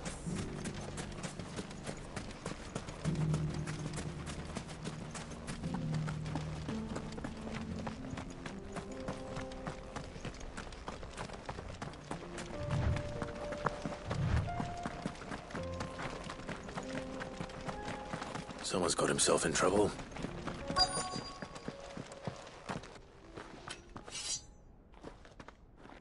I don't see your master here, so you can start by giving us all the coppers in your purse. I already told you, I have nothing. And maybe we'll take that pretty outfit and the steel you're wearing. Please!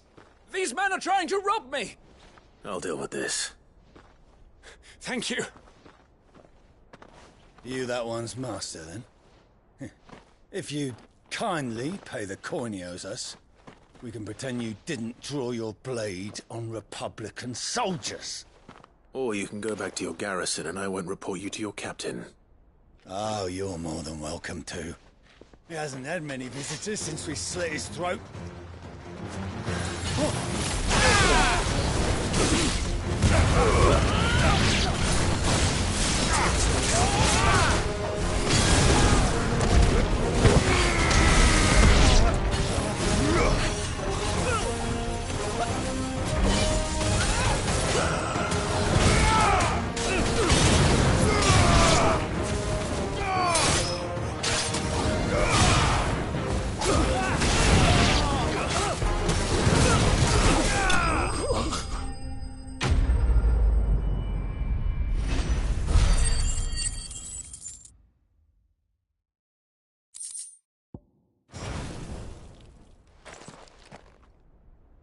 I'd expect as much from Hugo's faithful, but these were men of the fist.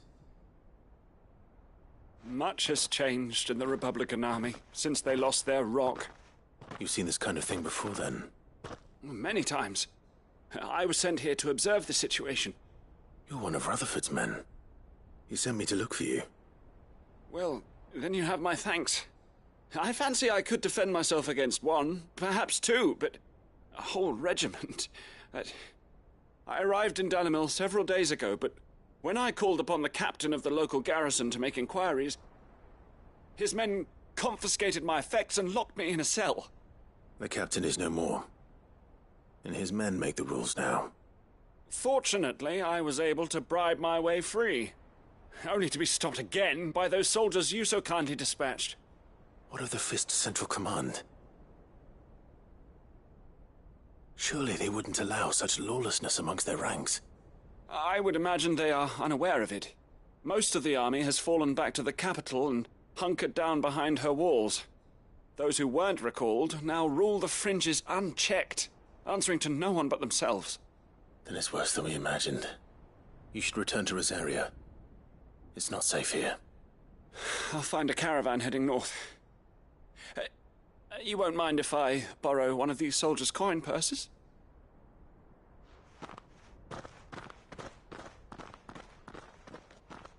Not at all. Now, to find this second associate of Rutherford's. If he was bound for Oriflamme, I'll start at Northreach and see if I can pick up his trail.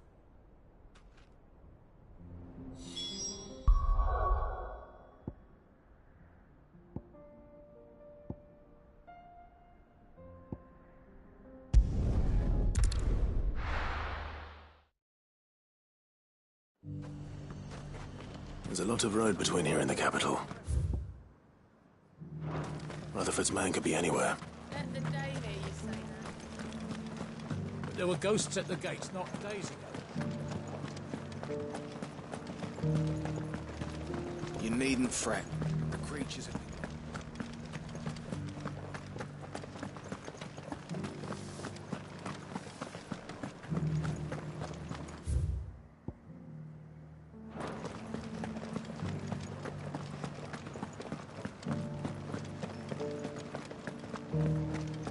To the meadows, then. That's what the captain said.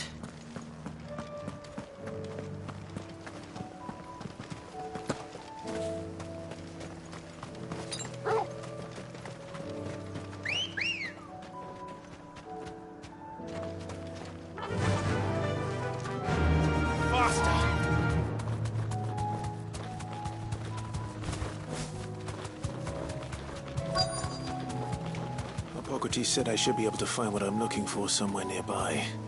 Bright blue dragons and bright yellow flowers. Should be easy enough to spot.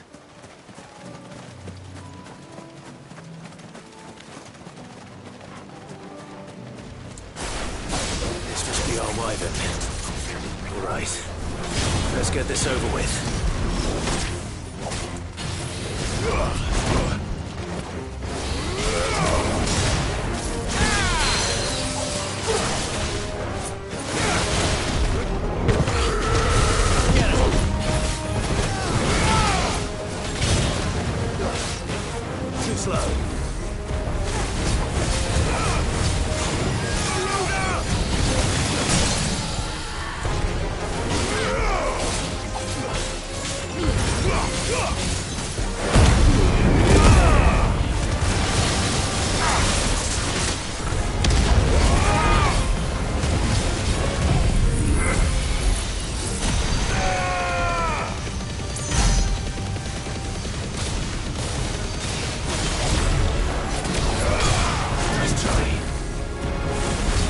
Finished.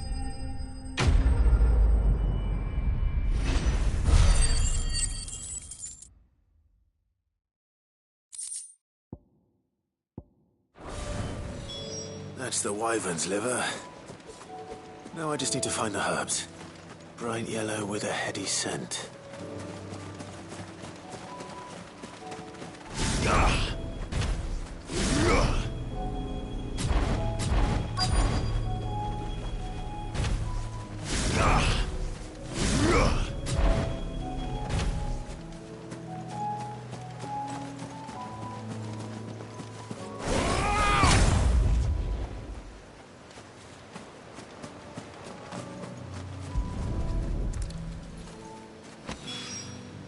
I think that's everything Molly needs to resurrect her recipe. Better head back.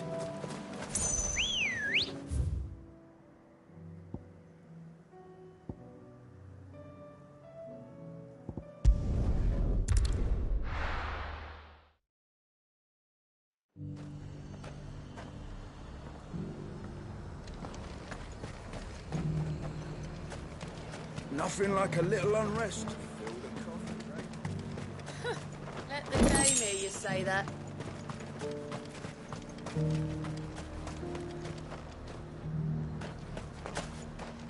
Do you see anything you like?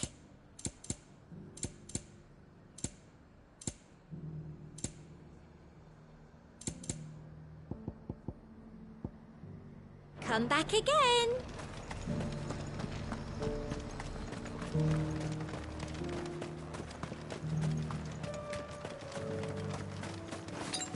I needed that.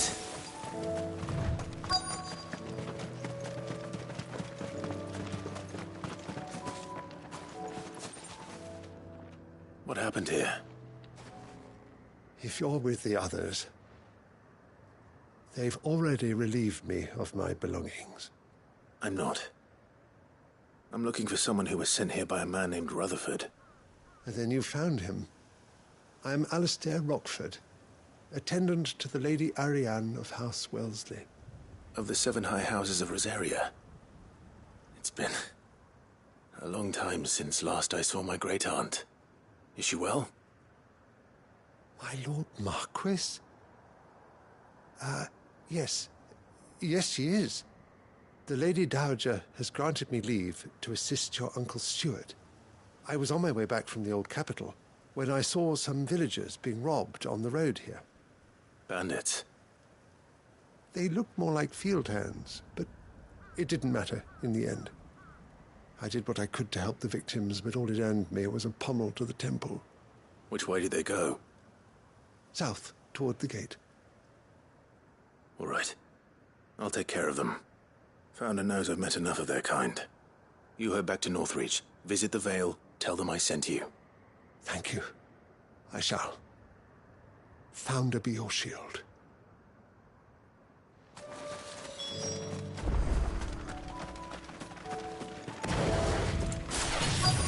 They just couldn't resist, could they?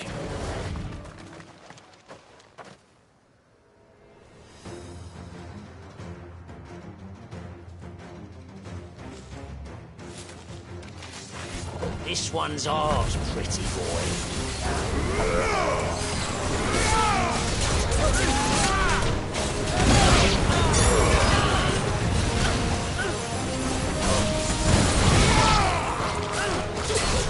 Too slow.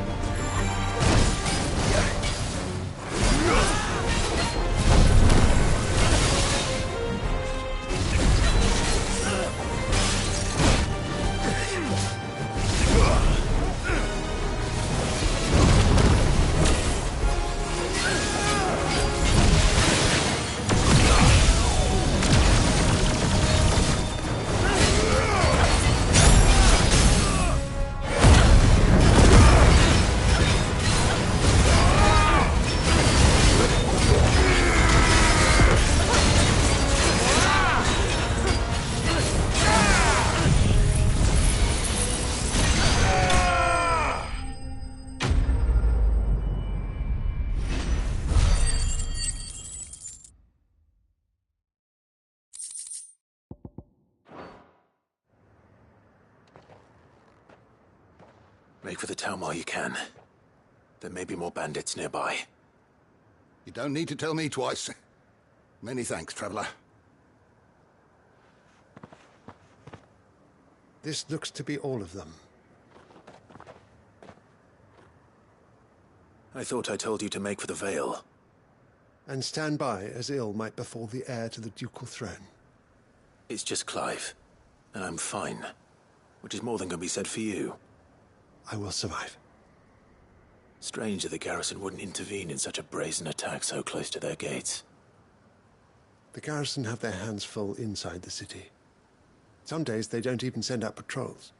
There are few hands left to work the fields, and even fewer to transport the grain. The market stalls are nearly bare, and the price for what remains is exorbitant. It's not uncommon to see a fight break out over a crust of bread. When I said the ones who attacked me didn't have the look of bandits, I meant it. They were probably just desperate. Rockford. Listen to me. If you are to continue your investigation, you first need to seek the attention of a healer. Of course.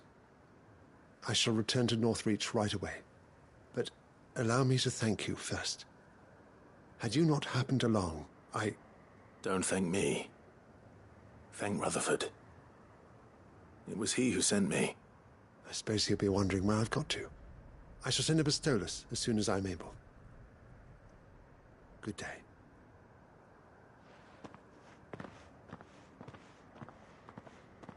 My uncle certainly has his work cut out for him. If it isn't already too late. I should go and tell Rutherford that his colleagues are still in one piece.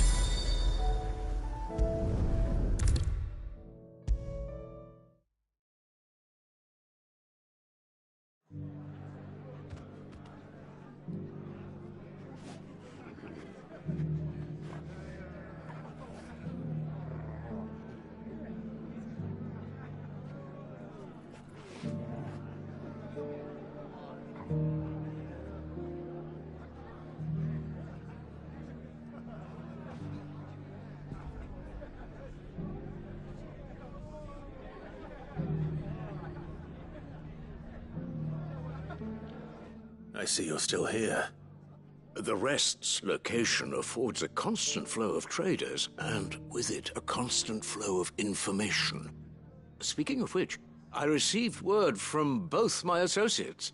They have resumed their investigations, thanks to you. I only happened to be in the right place at the right time. They both seem to think the realm's prospects rather grim. I am afraid that grim would be putting it lightly. Storm is in crisis, and if we are to free her, we must work quickly. And we must work together. Such is your Lord Uncle's wish. As it is mine.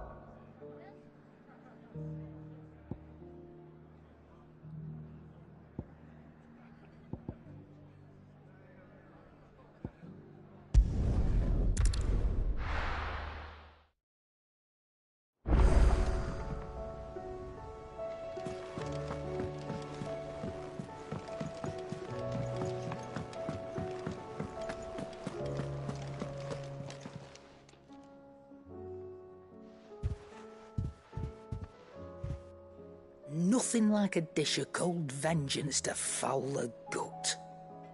I'm sorry, Nan. I didn't mean to make things worse. I just thought I had to protect you. Like you've protected me. Aye, well, someone had to. Your parents certainly didn't give a whit for your well-being. Reckon the both of us would be worse off if I'd not taken you on. You've always been me right eye, Goots. And I'd have you stay that way. So don't you dare go looking for trouble again. Well, I will. If you ever need help, I'll do it again and again, and you can't stop me. Why, you big lump. Fine. Play the hero if it makes you happy. Thanks, Nan. I won't let you down. There's nothing he wouldn't do for you. That's as maybe. But if he's ever to make his own way in life, he'll need to start looking out for himself as well. Till then, he'll need people to watch his back, just like you did in Dalamil. Don't think I didn't appreciate that. Of course. His family. Stop it. You make me one good eye, mister. I don't go thinking that'll do you any favours. A potion today'll cost you the same as it did yesterday.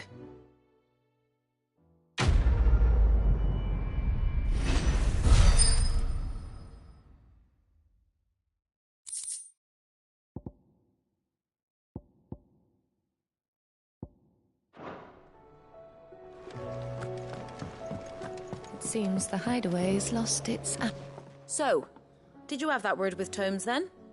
I did, and he was as helpful as ever. He told me exactly where to look, in fact.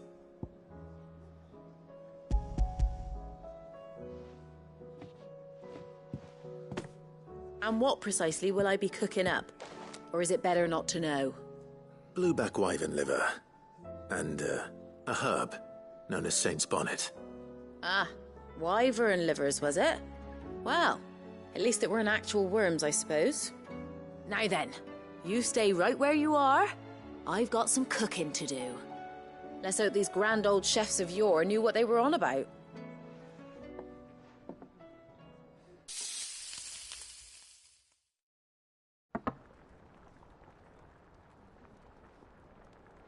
And here we have it.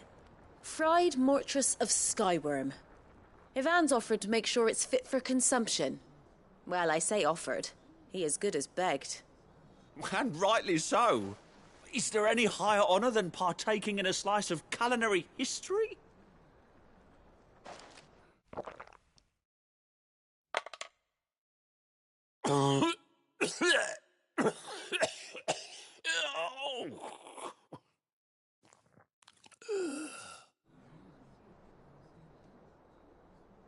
So, not fit for consumption then? What witchery is this? The crackle of the crust gives way to an almost violent richness. Yet it is the piquant kiss of the saint's bonnet that tames this savage dish. It is a tour de force, a force of nature even, a maelstrom of flavour and sensation, a graceful beast emerging from centuries of slumber. I think he likes it. Well, I can't quite tell with all that nonsense he's talking. But I reckon you might be right. It was decent then, I take it. Decent? It's remarkable. And I defy any man to say a word to the contrary. Sid, might I suggest that you command a party of your finest men and women to procure a dozen blueback wyverns forthwith?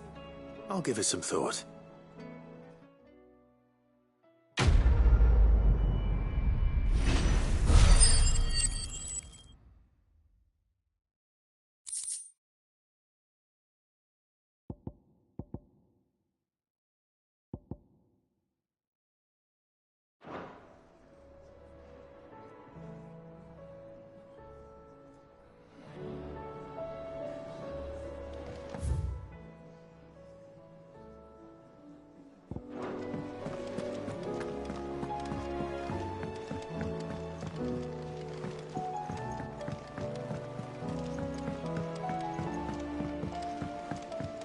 Did you see that? Tell me you saw that.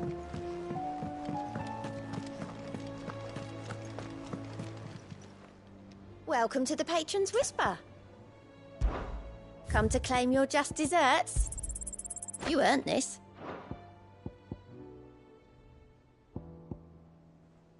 Come again. I may have more for you. Fancy a look at the list, do you? Here you go.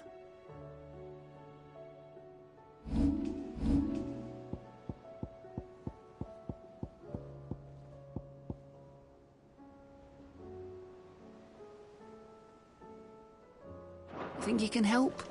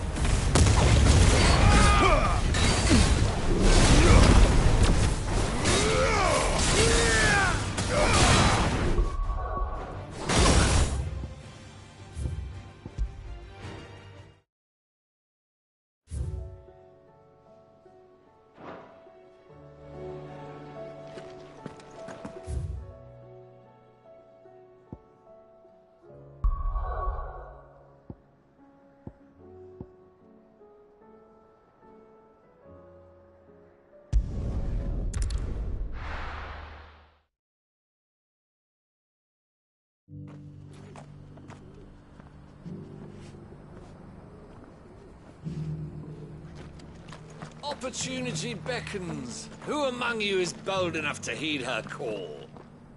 Is that blade for hire, perchance? Because I have a mind to make a killing. Figuratively, I hope. Well, yes and no. A passing caravan carried with it a rumor most fortuitous for one in my trade.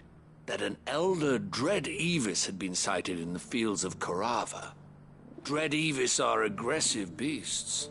Compelled as they are to acts of violence, few survive to maturity, but those that do develop a hide of phenomenal value. A hide you want to sell?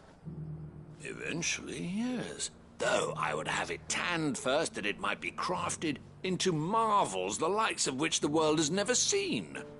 Dread Evis skin is a rare thing indeed.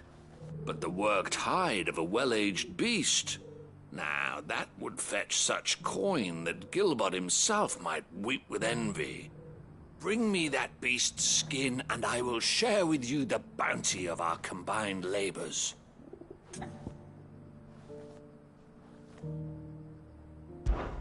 All right. I'll hunt your Evis. Of course you will.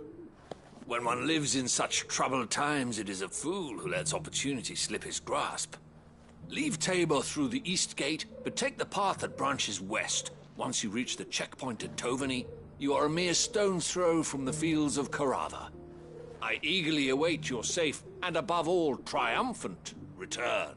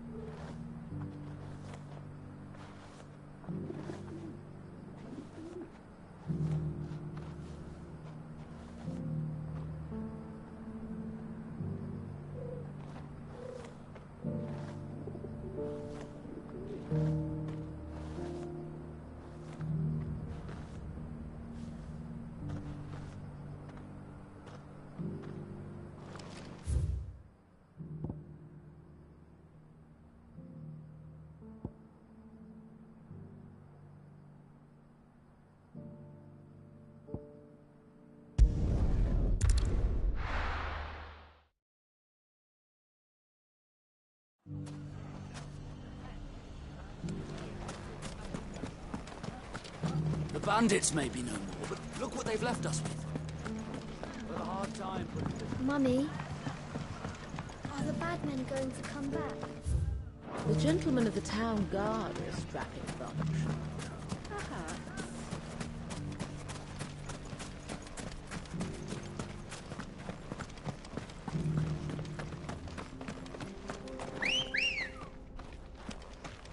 Ready, go?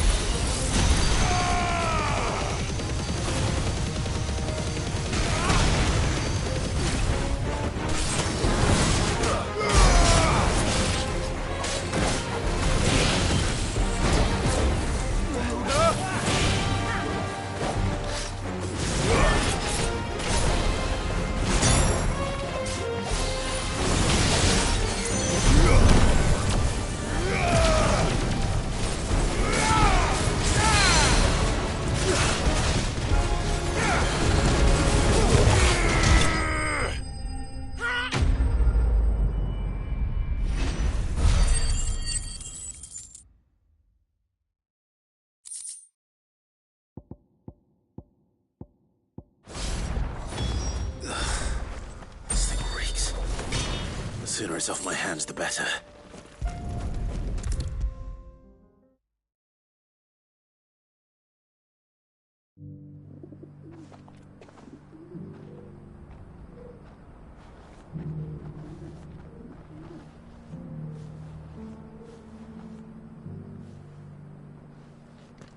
Here's your hide, as requested. I worried you might never return. Quickly, let me see it.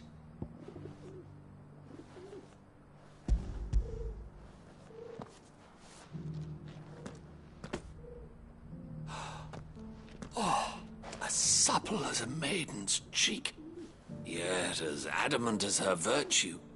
This is everything I had hoped for, and more. Clearly, my trust in you was not misplaced. You must be a hunter of considerable talent to have bested the beast with nary a scratch.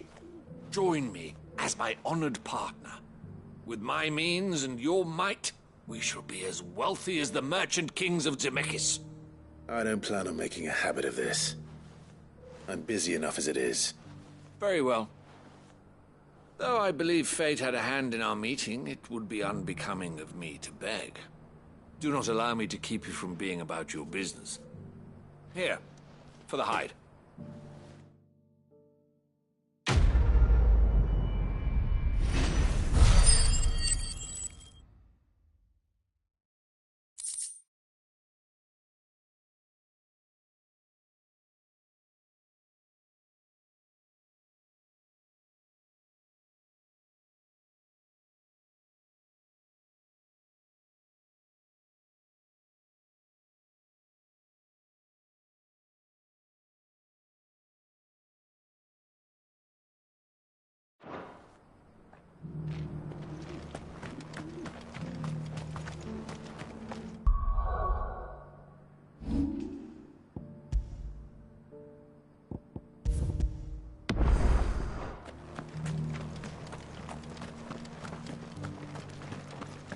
Careful how you pack that leather. Any creases or scratches. You there! Finally. No one was paying me the slightest heed. Is something wrong? At the university, the students would hang on my every word. Sadly, this far from home, I'm just a vagrant greybeard. The university? You're a scholar. A specialist in ancient cultures. The most accomplished in all Valisthea, some have said. Not that I look the part in these tattered rags. In my heyday, no obstacle could have kept me from my studies. Yet here I am, a wizened windbag, bested by the many steps of Tabor. The answers I seek lying just beyond my enfeebled reach.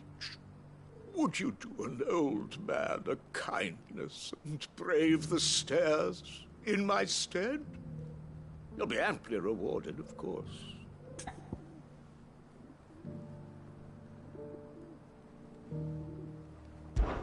Climb the stairs and memorize a few inscriptions for me. Assuming you know your letters, that is. Some courteous soul is rumored to have carved clues to Tabor's rich history into stones dotted about the village. 3 of them, to be precise. 1 each to the north, south, and east. I'm here in the hope that those carvings might shed light on a riddle I've been pondering for some time. Namely, the otherwise undocumented origins of Tabor's unique people. People quite unlike those of neighboring lands. I can't promise I'll remember everything perfectly. Remember what you can. I'll piece together the rest. Make for the domed pavilions, and you'll have no trouble finding the stones.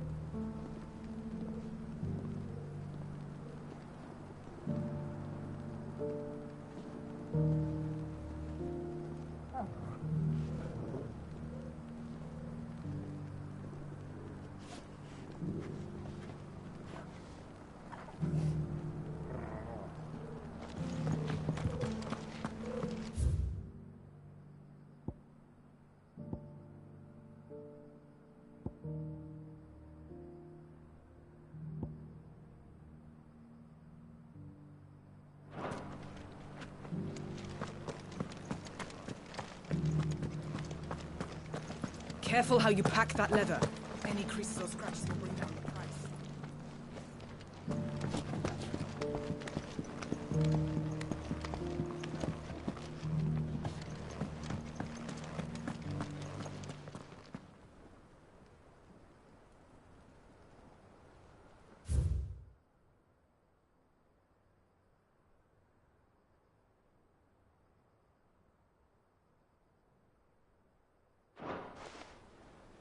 Farmers must have settled here in Tabor. Oh, Torgal.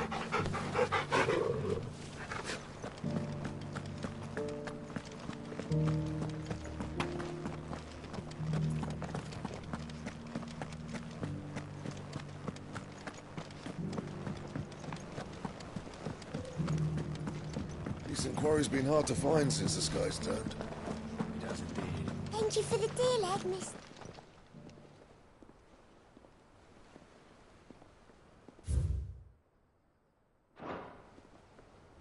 What golden plains might the wanderers have called home, I wonder?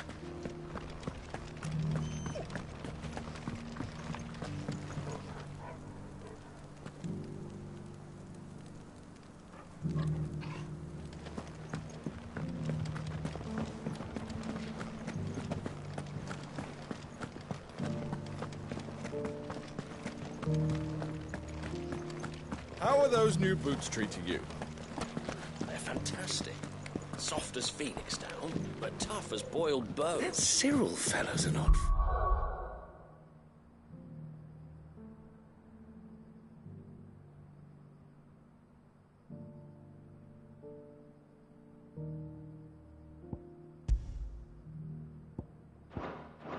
Don't you think? Well, scholarly thoughts like you.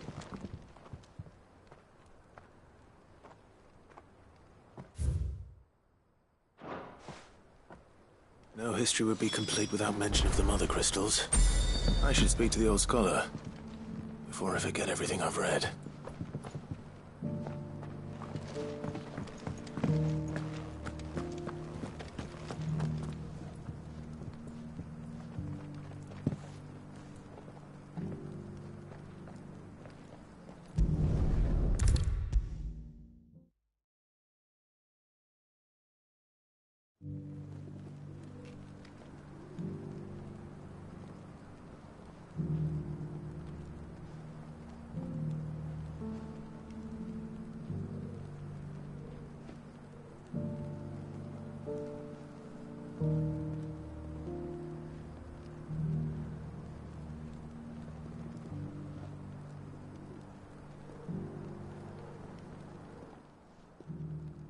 The engravings were in good repair, considering their age.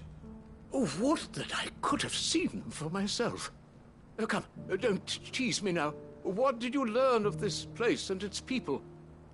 Let's start with the engraving to the south, shall we? What did it say?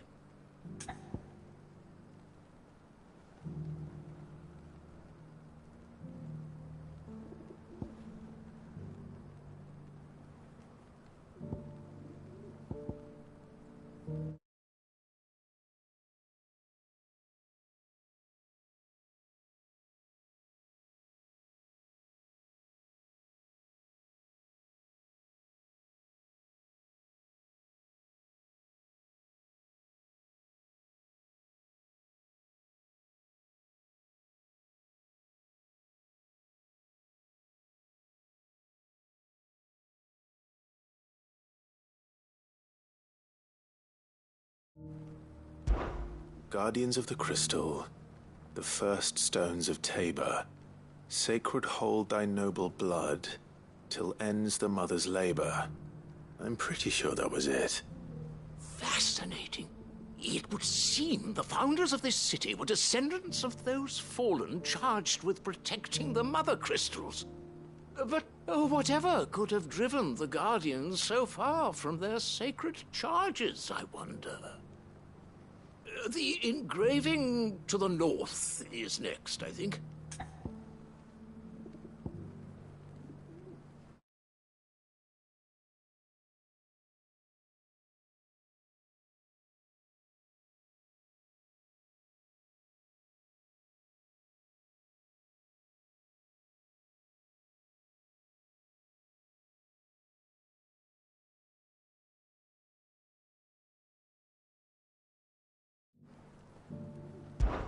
Wanderers of the Golden Plains, lay your roots in stone. With pride recall thy noble past, and make these rocks a home. Or, I think that was it, at least. No doubt you're right. There are vestiges of nomadic customs in Tabor its guardian roots could never account for. This is proving most enlightening. Now, for the final stone.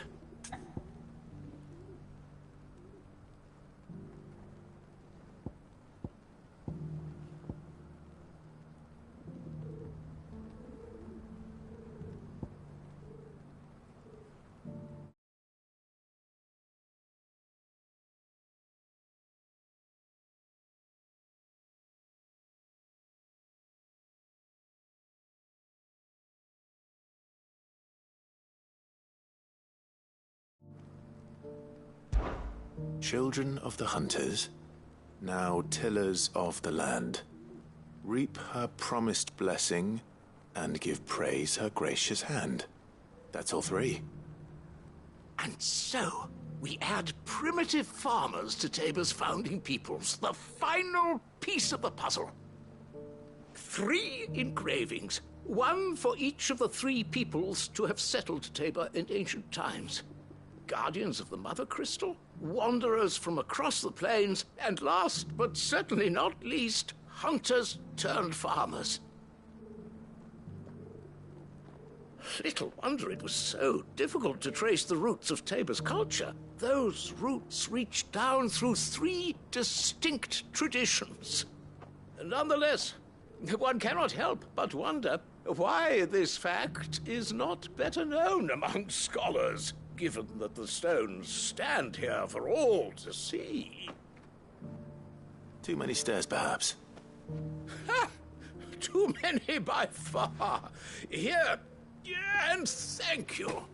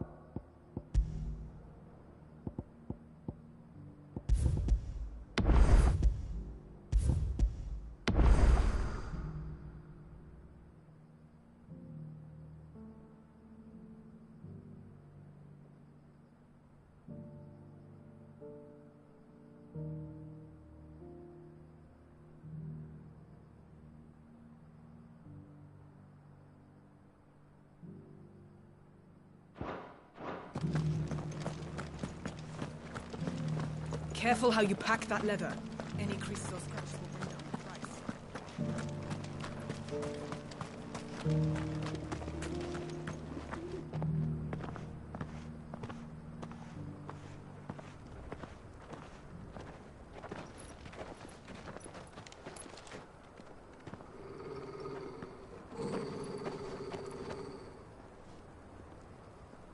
Cyril. How fares the search?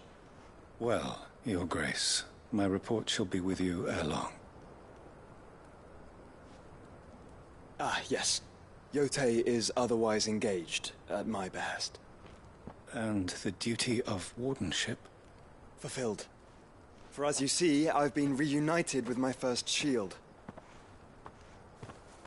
I am Cyril, Knight of the Undying and bearer of the Burning Quill, charged with chronicling the mortal deeds of His Grace, Joshua Rosfield, Keeper of the Flame of the Phoenix, and rightful Archduke of Rosaria.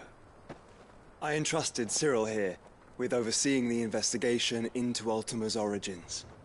Findings from his brothers and sisters afield are delivered here to be collated and catalogued. Just how many Undying are there? Not nearly enough, milady. Yet we are glad to give our all in service to the Phoenix. Such is, and has ever been, our creed. I see. You have your associates, I have mine. But you may now think of them as ours. That won't be a problem, will it? The Phoenix is our sun, and we but the shadows that quicken in his radiance. It is from the darkness that we serve, both him and now you.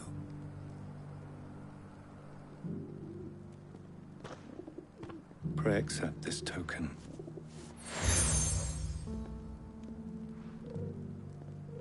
For as long as you bear it, members of our order will reveal themselves unto you. If there is nothing further. No. You are dismissed. Your Grace.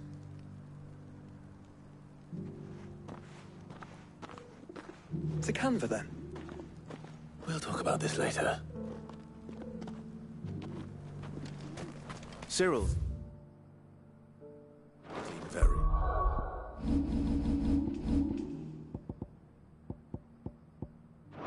Yeah.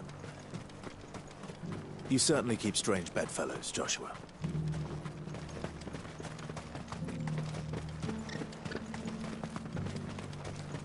The free cities under siege.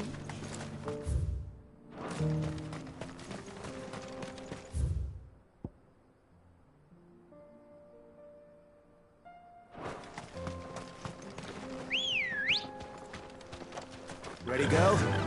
Yeah!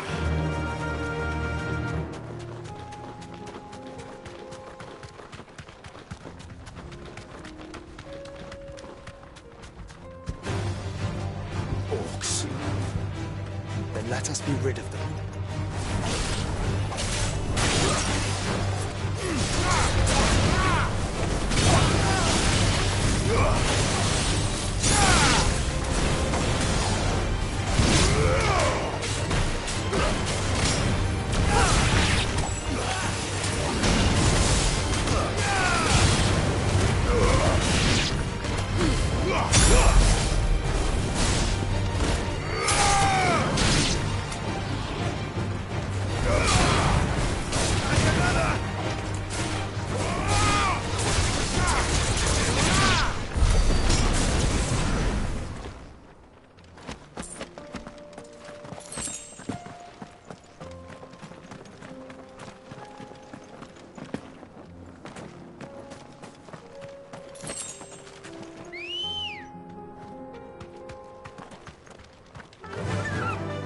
Fly, Ambrosia.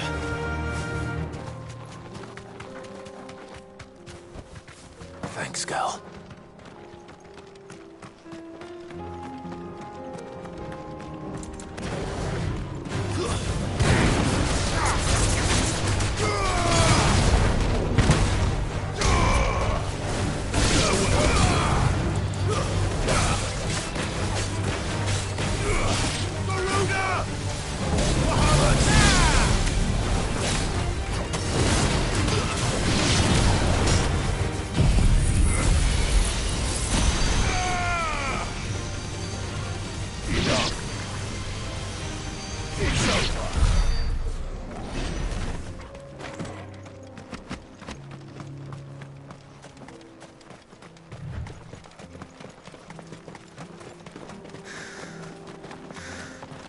Clive.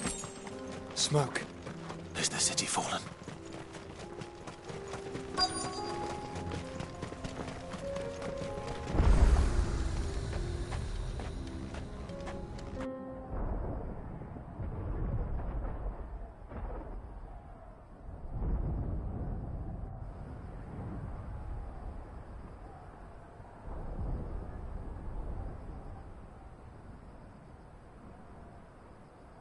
The free men are still holding their own, then. Do we have any idea where Gav and the others might be? There's a warehouse near the docks where we agreed to meet if there was any trouble. We should hurry.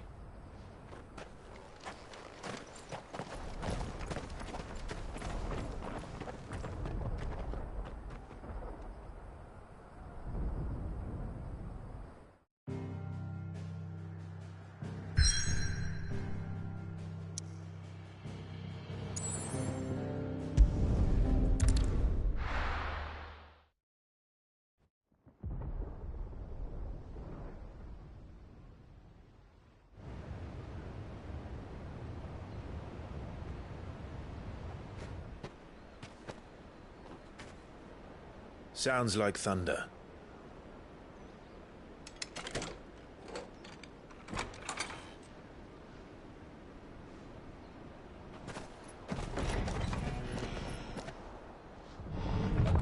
You're late. We're starting to think you'd stumbled off a cliff. I seem to recall that was you, Gav. Good to see you. Any trouble on the road? Nothing we couldn't handle. I knew you'd come. Is that who I think it is? Yes. Allow me to introduce my brother, Joshua. Clive's told me all about you. Or even listening most of the time. Name's Midadol, but everyone calls me Mid. My lady. Hey?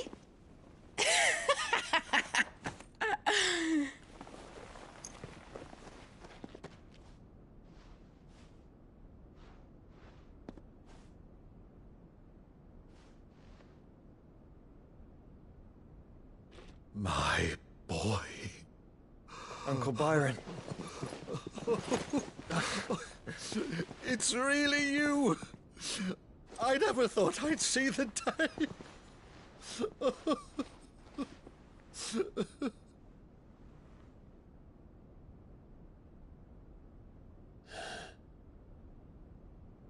So these Akashic are being controlled? That's what it looked like. Empty eyes, eerie blue glow. No doubt they were turned, but silent as monks, every last one of them. Your man here speaks true, Clive. We saw more than a few in this city. They moved in ranks with a purpose, and not of their own. Ultima's doing. Perhaps. What of the city? The people? Dead, mostly. Mostly, but not all. A handful managed to lock themselves in their villas before the Horde arrived. Some in the Merchants' District to the west, and a few others on the far bank. If the Akashic stumble across either hiding place, a few bolted doors won't hold them for long. We need to find them. And quickly. What do you propose? We split into two parties. I will make for the Merchants' District, while you look to those across the river.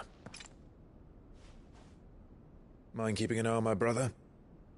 Not at all.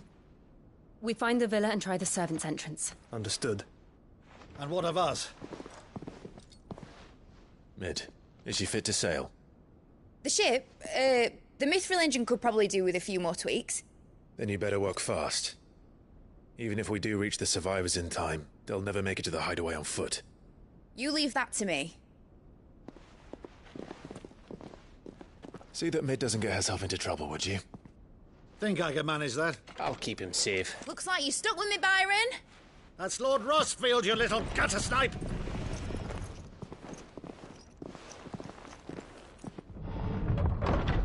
Shall we then? And you keep Clive safe. Be careful. Both of you. You too.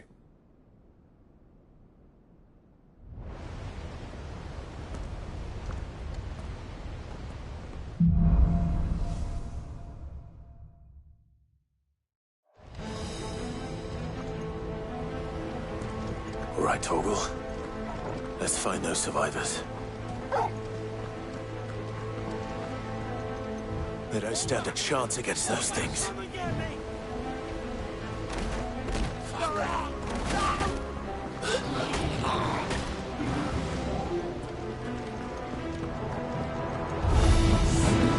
They've been routed.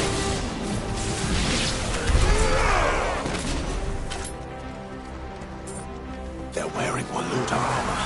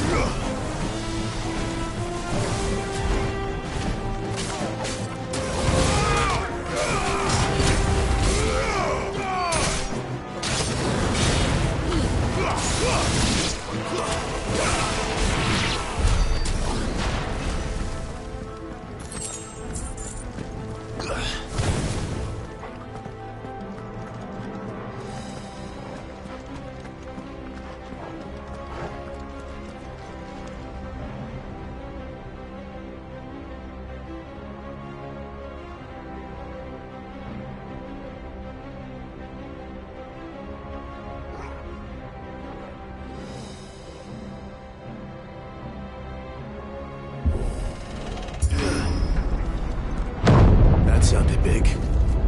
Joshua and Jill must be busy.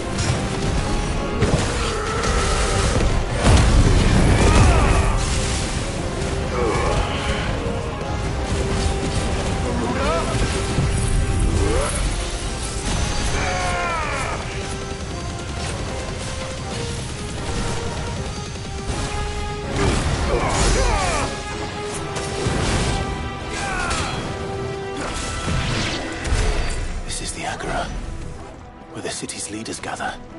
There may still be survivors inside. That's better.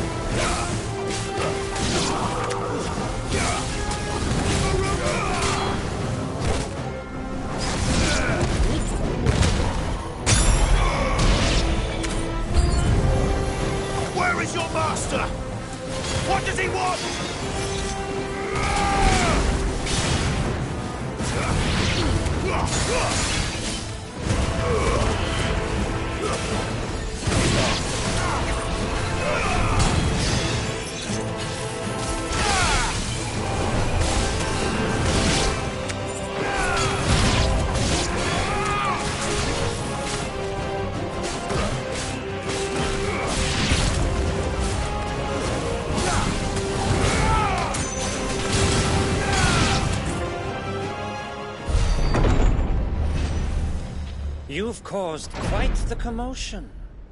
But then I would expect no less from you, Muthos. You again. I don't believe we've been introduced. You were in my family's crypt.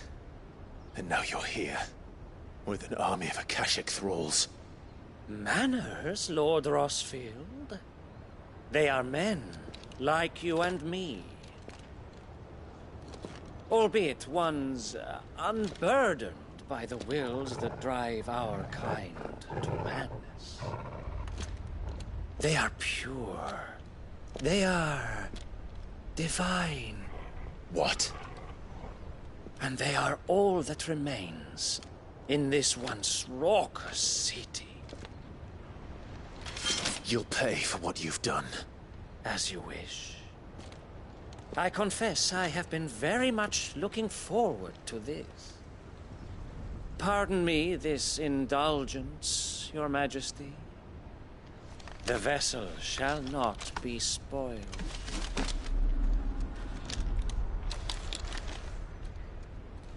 I am Sleipnir of House Harvard, and you will yield. Or not, as long as you won't hold back.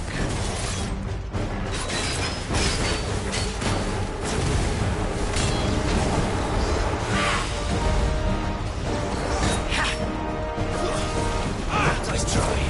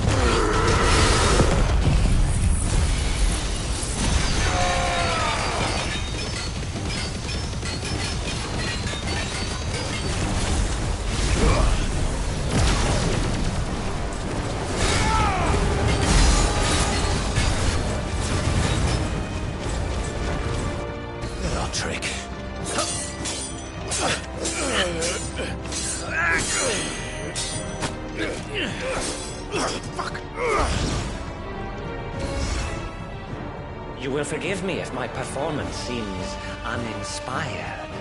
It is just that I expected so much more from our chosen one. Perhaps this will kindle your flame? What now? A gift from my liege lord's armory. Gungnir. Watch closely, Mythos.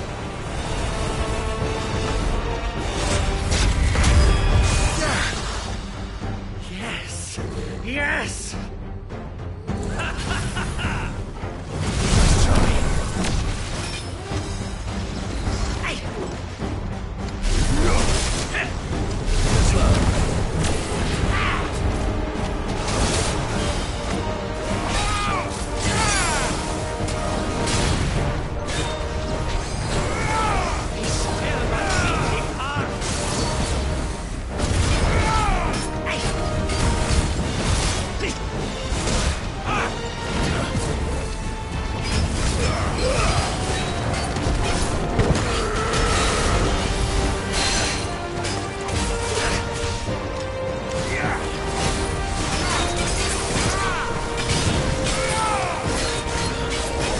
Seldom enough.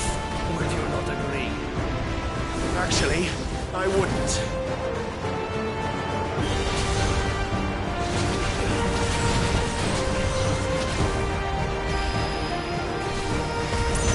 Nice try. Too slow.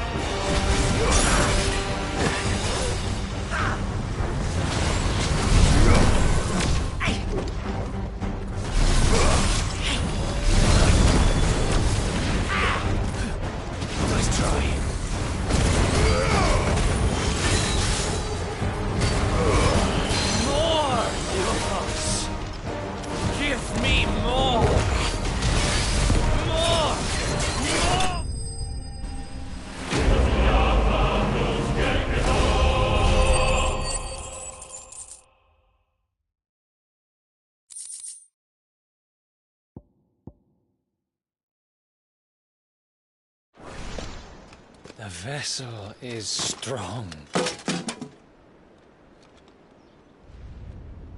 My liege.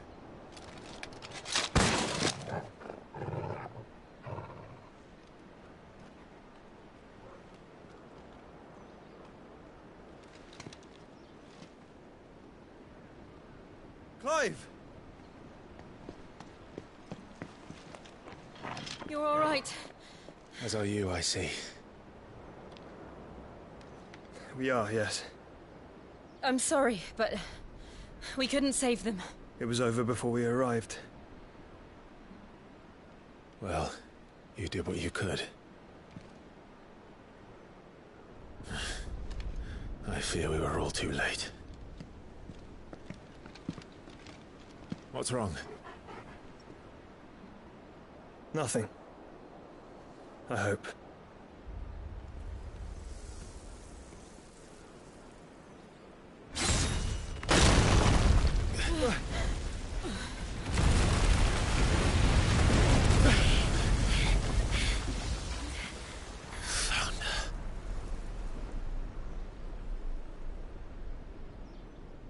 Leaving so soon, Mythos?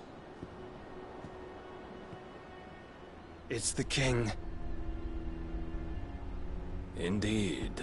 You may kneel before Barnabas Tharn, Warden of Ash and King of Waloed.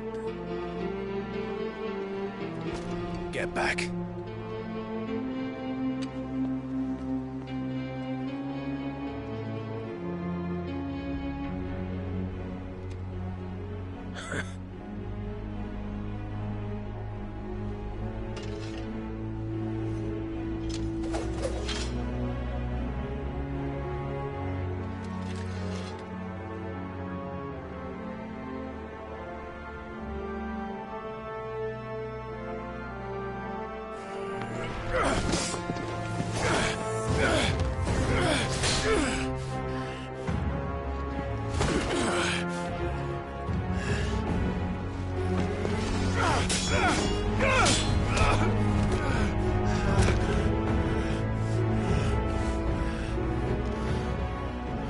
Wild and impetuous. I expected more of the boy who bested my Lord Commander. Yet I see why my master covets you so. The power within you, Mythos. The potential.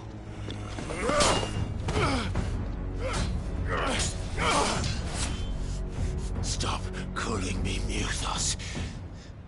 But Mythos is everything. The cornerstone of all creation. The Lord's vessel. Your purpose. My purpose? To surrender my mind and body to that thing.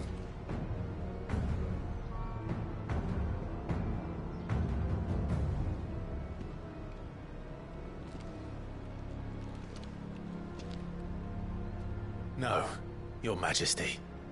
My purpose is my own. I made a promise to my friends, to my people. And nothing is going to stand in my way. You would allow this delusion of free will to bar your path to greatness? Truly, your volition is a cancer. One that must be excised.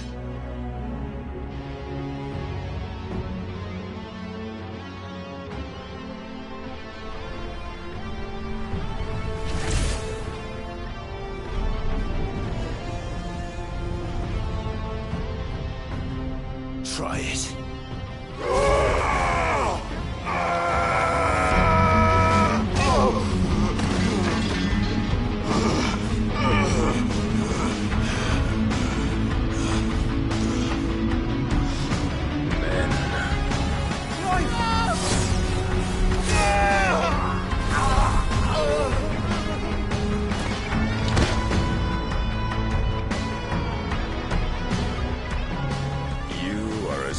As all the rest. Joshua!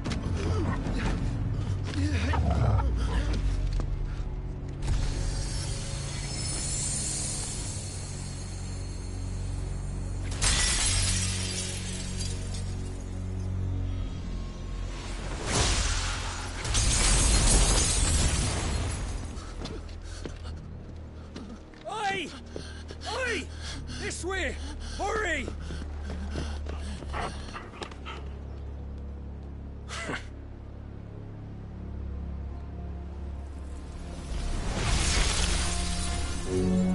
Power beyond reckoning, and they use it as a crutch. Such a waste.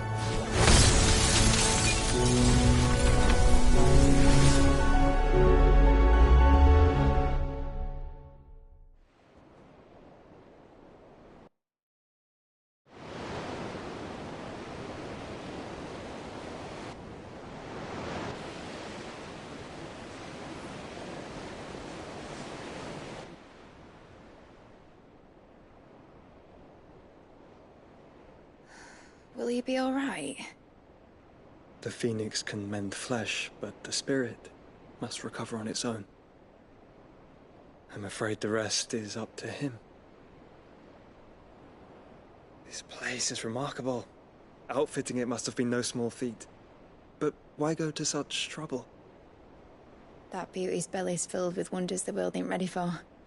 If the guilds caught wind of what we were up to, they'd all want a piece.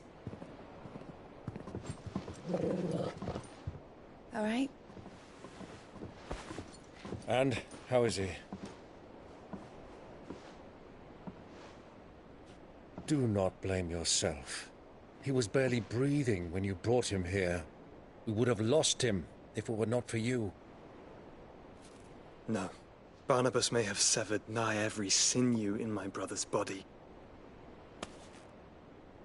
But he made certain the wounds were not fatal. Nigh every sinew? Allow me, your lordship. Don't know what I was thinking, putting you to the trouble like that. 'Tis no trouble carrying comestibles to my ailing nephew. I know, but you've already done so much for us. Pouring your gil into the hideaway and now the ship. I don't want to take the piss. You risked your life. And for what? Some girl you hardly know. Why'd you do it? You not mad or something? I wouldn't go that far.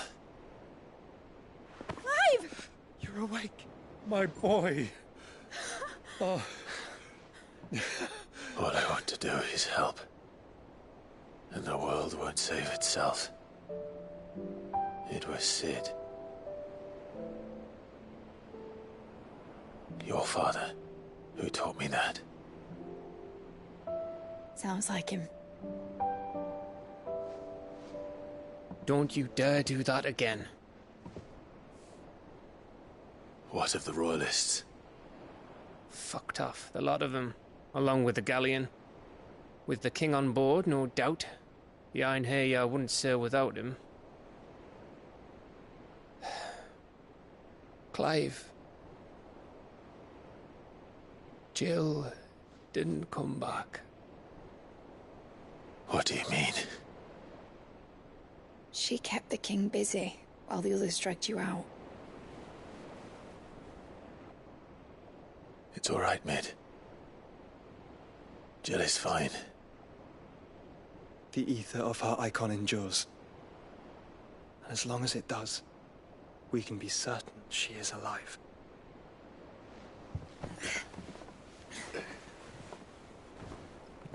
We must pursue the Black Galleon. Jill will be with the king, I'm sure of it. Well, good luck catching him, because my ship's going nowhere. It's the Mithril engine.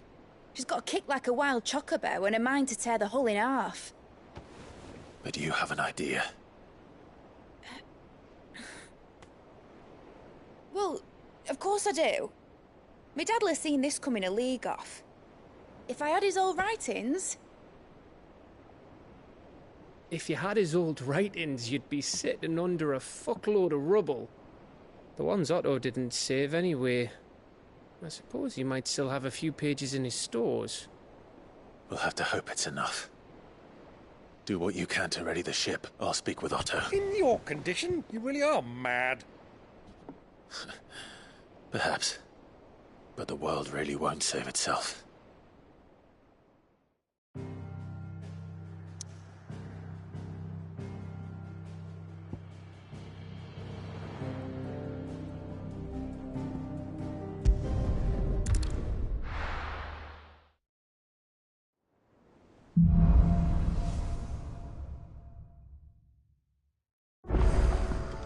Right.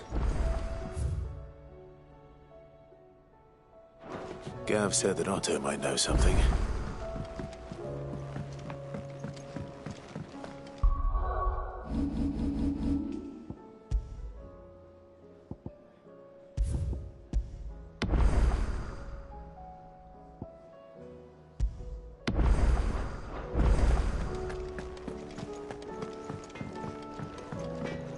Trouble with your gear, or... What's Sancfordian, dear?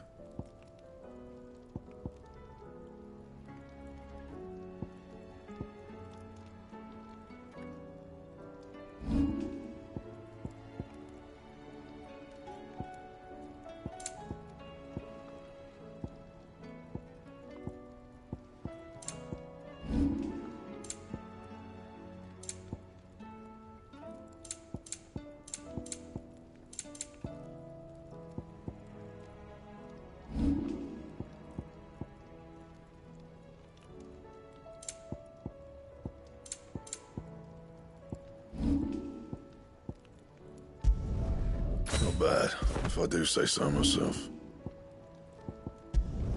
Not my best work, but it'll do.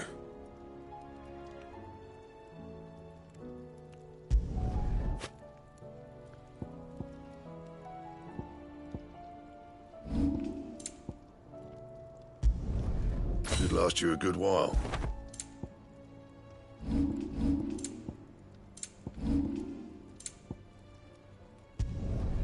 My best work, but it'll do.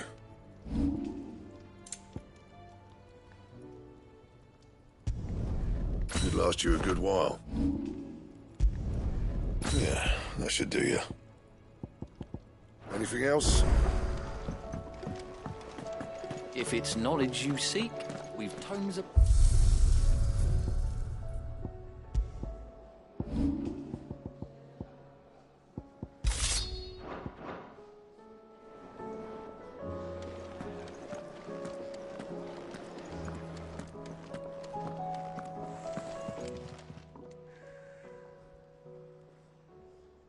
Let me tell you a story, Clive. All right. Them rumours Wetlegs were spreading. Might be they weren't just tales plucked out of thin air.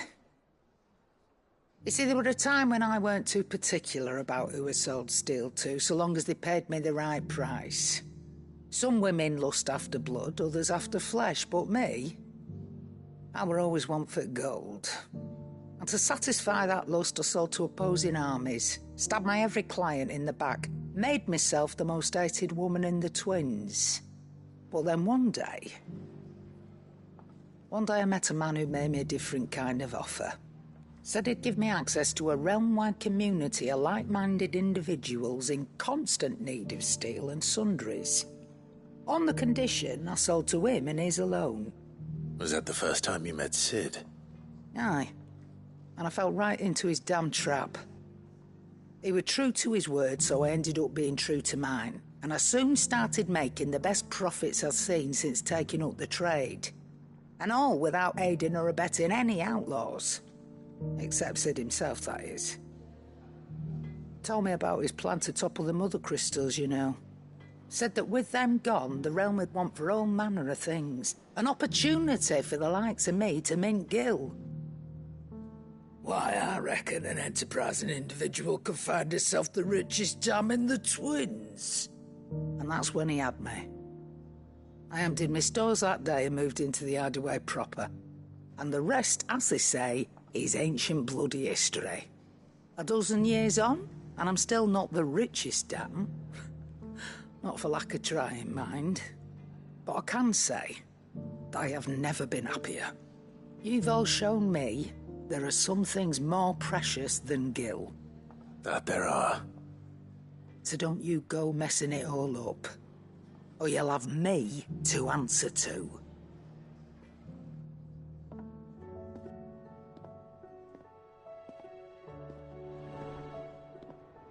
Still alive, are you? That great lump.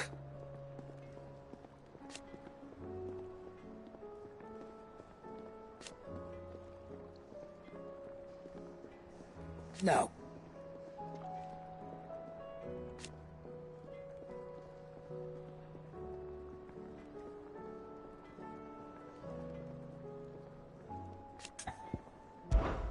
If you're gonna buy something, be quick about it.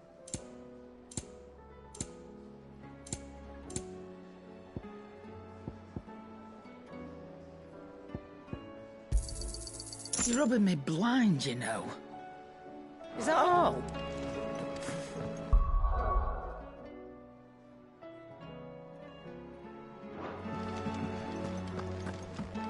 Which song should we listen to? All of them.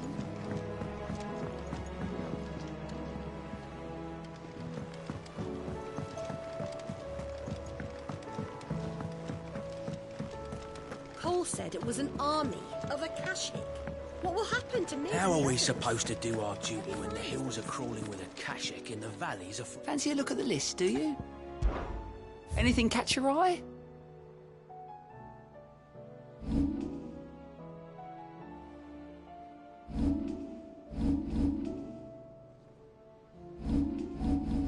Think you can help?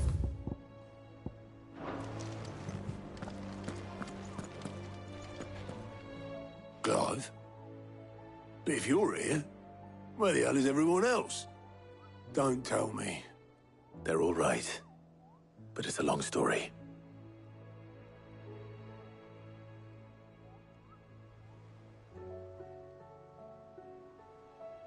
You lot don't do things by halves, do you? Well, at least everyone's still breathing. Now, as for these writings, I'm sorry to say, Clive, but if you had those, you'd be... Sitting under a pile of rubble, I know.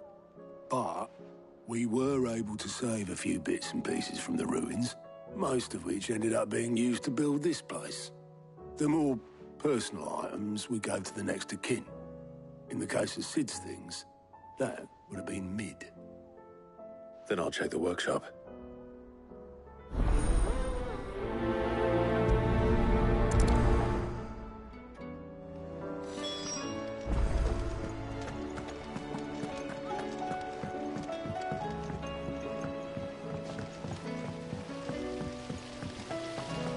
Master Sid, have you seen His Highness the Prince? We were to dine together, or so I was going to suggest. Before he vanished, that is. I suppose now I'll just have to ask the Bard.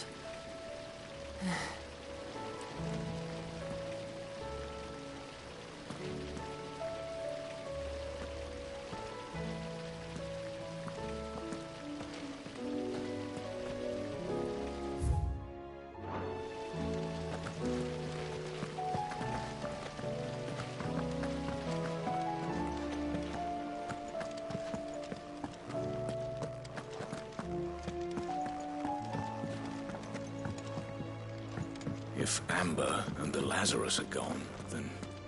Then everyone in Port Isolde's in danger. Do you think Mid's ship will ever sail?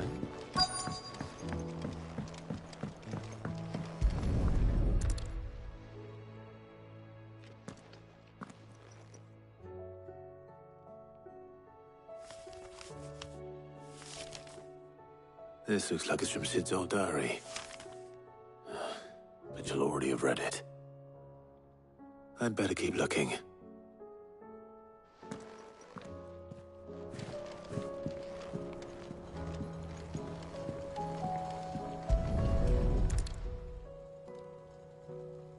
What do we have here?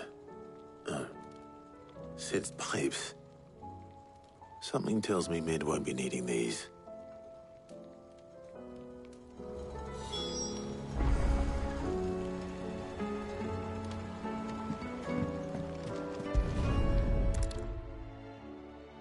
I remember seeing this doll in Sid's cellar. I wonder if it was Mid's.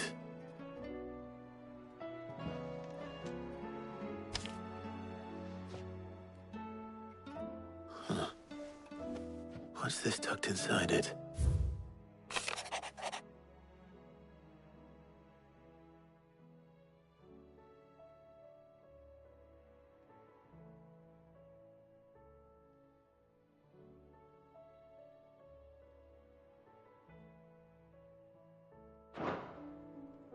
Sid's best invention. Huh. That sounds promising. So Sid hid something in Mid's first opus. But what would that be? Perhaps Otto might know.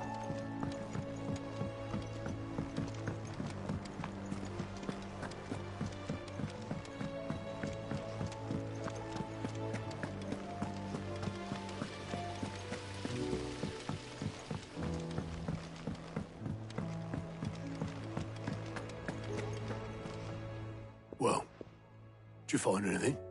Possibly. You wouldn't happen to know what Mid's first opus was? Opus? That girl's as tone deaf as a banshee. Unless you mean the orchestrion.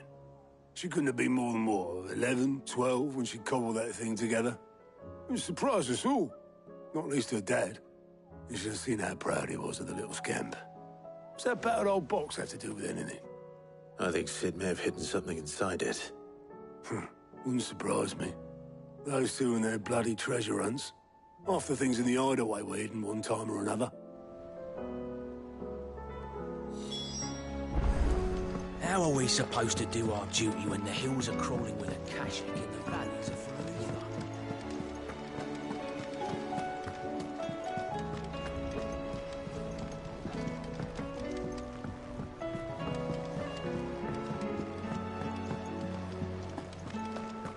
Who's that?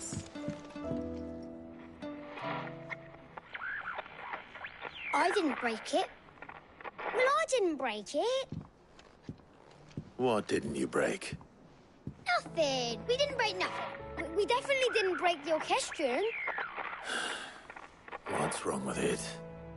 It's broken. Except when it isn't.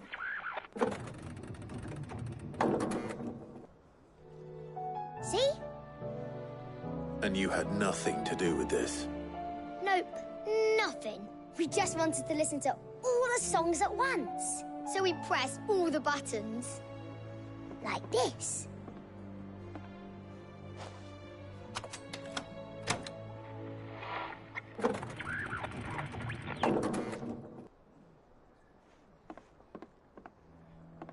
See? All too well.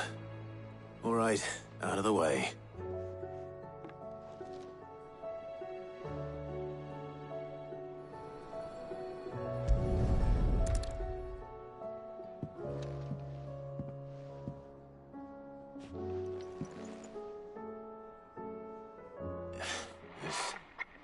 Something caught on one of the gears.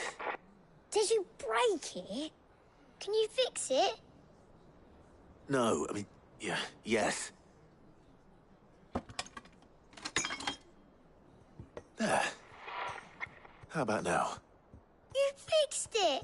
Sid fixed it! He more than fixed it! Yeah, new music! Huh.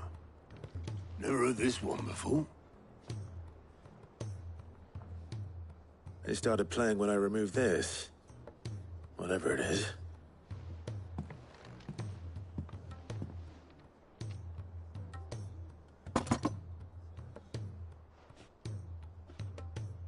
Well, don't look at me. I can tell you it's important, though. Sid showed it to me once and said as much. Said it was the stuff dreams were made of. Let's just hope it's the stuff ships are made of as well. Indeed. Let's see if we can make some dreams come true.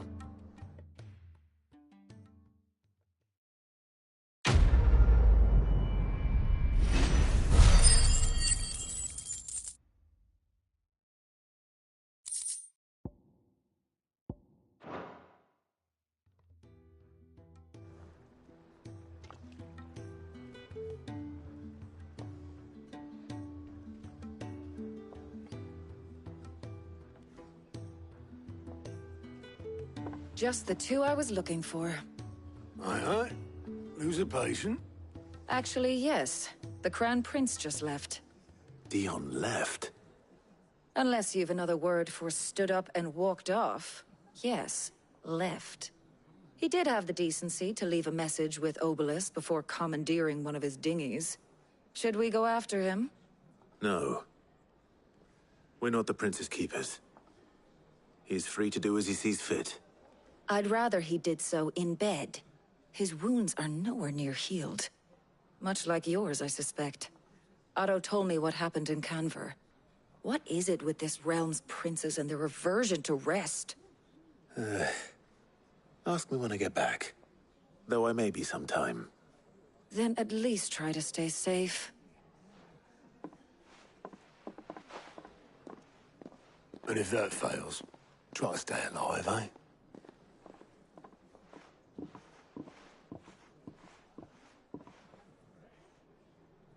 Every moment I waste here, the further the flagship sails. I have to get back.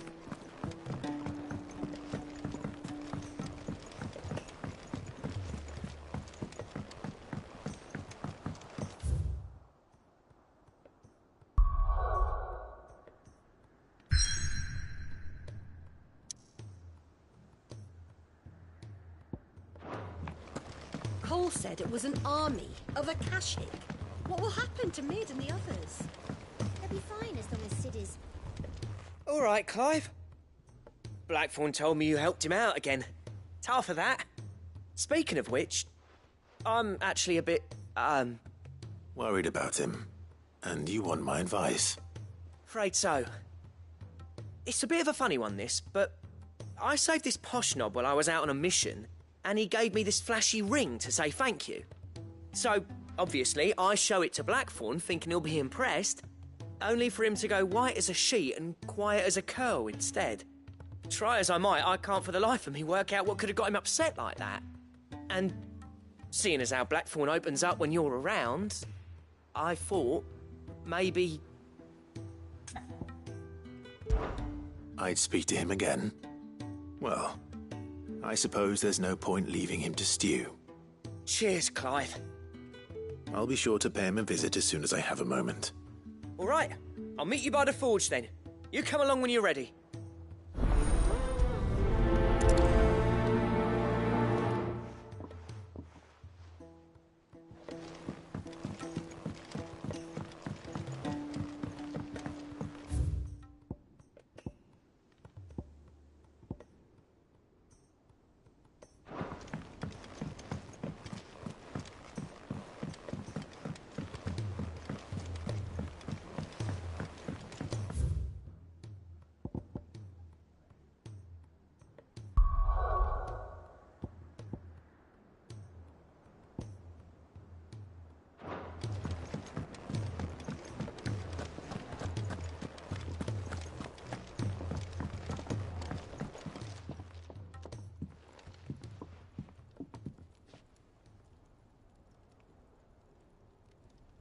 Bloody hell, Clive. Not this again. Oh, ain't you got better things to do with your time? That remains to be seen. August tells me he showed you a ring, and that the sight of it clearly upset you. Would you mind telling us why? Come on, mate. Bottling it up ain't gonna help no one. If it weren't the ring, and it was something I said, then I'm sorry. It was the ring, right? It brought back some unhappy memories, that's all. Memories better left forgotten. Memories of what? There are things we'd all rather leave behind, Blackthorn. But sometimes it helps to talk about them. And sometimes it doesn't. Is that so hard to understand? Don't be like that. Fine. If it'll get you off my back. That ring you flashed was the work of Zoltan. We apprenticed together, back in the day. You've never mentioned him before. Why would I? Ain't seen him in decades, and the last time I did, we almost came to blows. The ring brought it all back. I could tell it was one of his the moment I saw it. Bastard's improved, though. More than I thought possible. That thing's a work of art. So it was a nice ring. Worth a few gil, maybe. What's it matter to you? It matters because engraving metal's a nightmare and I've got no bloody idea how he managed it. The fact is, I couldn't make anything even half that detailed. So what? You're an armorer, not a jeweler. I'm the Hideaway's master craftsman. I'm not stealing a living at some backwater village forge. My armor keeps you lot safe and my swords keep you dangerous. As far as I'm concerned, every swing of my hammer's another blow struck in the name of our cause. So I put my heart and soul into my work. Because the curse breakers deserve better than second best. And I refuse to be shown up by the likes of Zoltan. Very well. Why don't we go and pay him a visit? Learn his secret. I doubt he'd be too happy to see me. Then just this once. Make peace with being second best. Swallow your pride, and focus all your energies on the task at hand, keeping the curse breakers armed and armored. Provided you can do that, you'll hear no complaints from me. But if you can't, and it's going to distract you, we need to do something about it. What'd you say, Blackthorn? You know he's right. And it's not like you'll be going alone. All right. Magic. So, where do you reckon old what's-his-name is then? Zoltan, was it? In Dravozd, my old village. He won't have left. He's the chief. Dravozd, eh? That rings a bell. Not far from Tabor, right? Just north of the fields of Carava. Got that, Clive? Meet us at Dravozd as soon as you can, yeah? And I'll make sure Blackthorn don't get cold feet. Good luck with that. I'll see you there.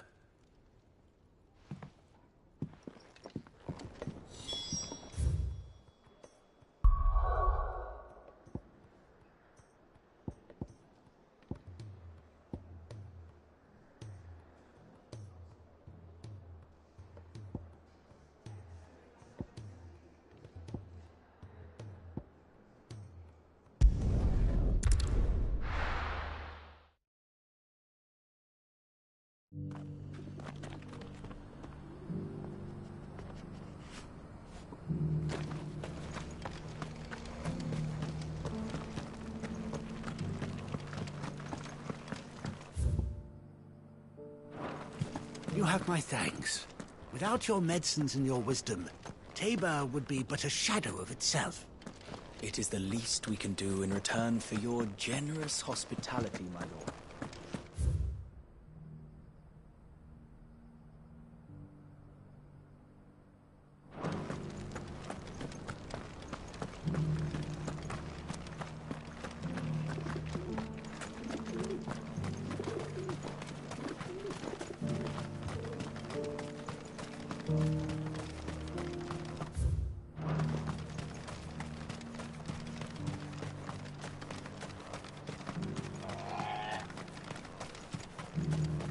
Free cities under siege.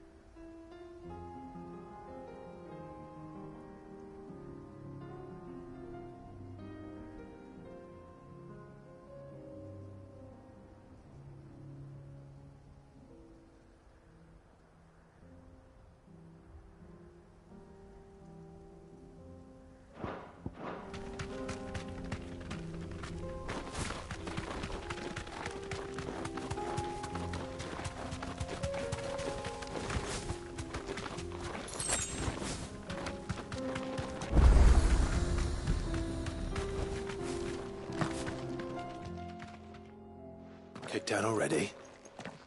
No. This charmer ain't letting anyone through. Why are the gates closed? Chief's orders. No one's allowed in without his say-so. Not that I'd have let you in anyway. You look like trouble. I suggest you go home. That's what I'm trying to do, you little prick. Ain't changed a bit, have you, Snotty? No. It isn't. Blackthorn. Long time no see, eh? What the hell are you doing here? Well, it was meant to be a surprise, but since you are so nicely, I'm here to see Zoltan, you fucking numbskull. Now let us through. All right. Just don't go starting anything with the chief. Yeah, I promise I won't throw the first punch. That good enough for you?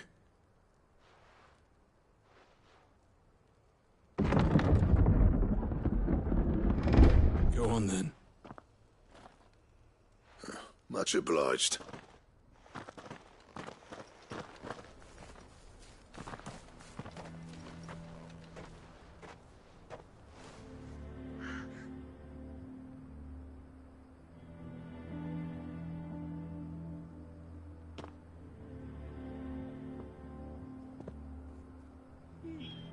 So this is Dravosht.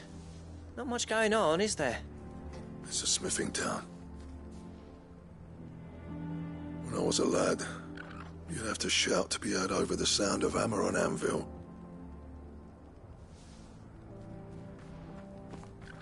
Clive, you're good with people. You speak to Zoltan. Hey, you ain't backing out now, are you? There's a river of bad blood between me and the chief. But if someone can build me a bridge, then I'll cross it. All right. I'll see what I can do. I appreciate it. He'll be near the forge on the hill. It was our master's. He'd have inherited it when I left. Forge on the hill. Good luck. You'll be needing it.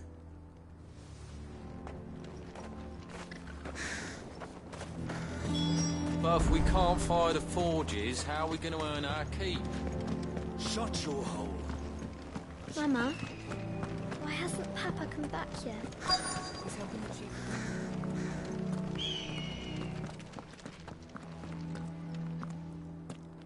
Hotter! Hotter, damn it! Those miserable flames wouldn't melt butter, let alone iron. Pardon the intrusion. I'm looking for the chief. That'd be me. It's a pleasure to meet you. I'll bet it is. Keep the gates closed, I tell him. Well done, Snotty. You're not welcome here. Get out. Before things turn nasty. Blackthorn's here. What did you say? He's traveled a long way to see you. Yes, has he? He's waiting. Down by the gates. Then I suggest you take him with you when you leave. Didn't you apprentice together? So what if we did? Fuck! We're getting nowhere. These bearers' flames are next to bloody useless. We're never going to be able to fire up the forges unless we can find some new crystals. I'm a busy man, as you can see, so do me a favor and piss off. Oh, and if you're struggling to find your way out, ask Blackthorn. That prick knows exactly where the exit is. He's not wanted here. And neither are you. All right. I'm going.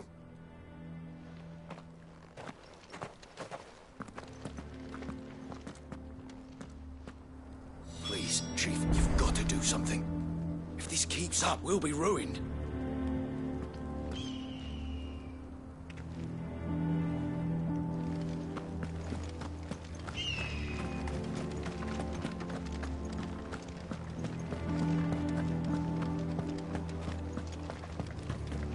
But if we can't fire the forges, how are we going to earn our keep? Shut your hole. The Chief will think of something. Let me guess. Zoltan told you to piss off. As a personal favor to him, yes.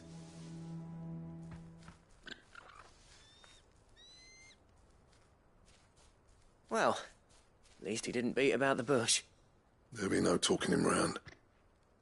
Not after what I did. Which is what exactly? If we're to help, we need to know. What turned the village against you? I left. Dravost. Zoltan. The burden of leadership our dying master dropped in our laps. All of it. There are two kinds of smiths in this world, you see. My kind, who are in it for the love of the craft, who labour on a single piece from dawn to dusk to get it just right. And the other kind, who are in it for different reasons. People like Zoltan, whose work is quick and cheap. The kind of smiths who shit out a few hundred blades, reap the profit, and divvy it out among themselves. There wasn't a single day we weren't at each other's throats. And bit by bit, people started taking sides. You would have torn Dravost in half had it gone on. So, I left. You didn't have to do that. Zoltan's a better chief than I would have been. His way of doing things kept food on people's tables. Dravost prospered without me and my lofty ideals getting in the road. Until the crystals run out at any rate. Without magic to fire the furnaces, this place is as good as dead. It depends on how you look at it, though. There's got to be other ways of making fire. We manage it in the Deadlands. Thanks to Sid's ingenuity, yeah. He saw all of this coming. Knew crystals were the problem, not the solution. And spent years coming up with ways of doing without. You know what I mean, though, right? Where there's a will, there's a way. What I'm trying to say is that it's not your fault. You couldn't have predicted this. It doesn't matter whose fault it is. I don't want to be the greatest smith alive just because I happen to be the last. Clive. Dravost won't last long without its furnaces. So, do you think it's time we shared Sid's bellows with the world? The way I see it, it's your decision to make. Hold on, Blackthorn. Sid made those things for us. They give us an edge over the rest. And you'd be throwing it away. All right. Do it. This place was your home. I won't abandon it to its fate. Sid's creations were never meant to be hoarded. It was only ever a matter of time before we shared them. Let this be another step on the road to freeing Valisthea from the prison of the Crystal's blessing. Dravost will show the world that it's possible. Wouldn't you agree, August? When you put it that way, of course. It's like hearing Sid speak from beyond the grave. Thank you, Clive. Shall I go and fetch the plans, then? I know I'm off by heart. I'll be needing some help, though. Building a furnace isn't exactly a one-man job. Do us a favour and round up anyone strong enough to lug a brick or two, would you, August? All right, then. And I've got a job for you too, Clive. Finding me some salamander skin. I need leather for the bellows and nothing else will withstand the heat. Luckily for us, salamanders feed out in the fields of Carava. Time for a spot of hunting, then.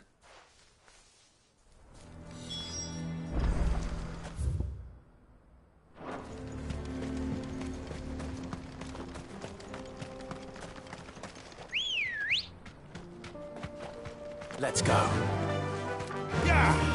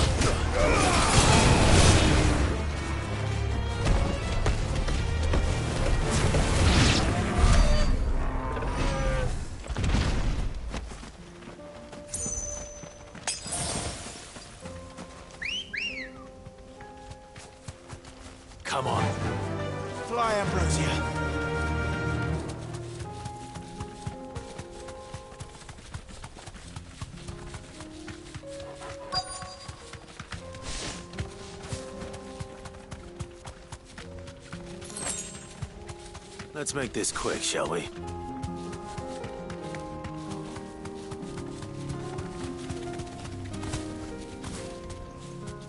Be safe.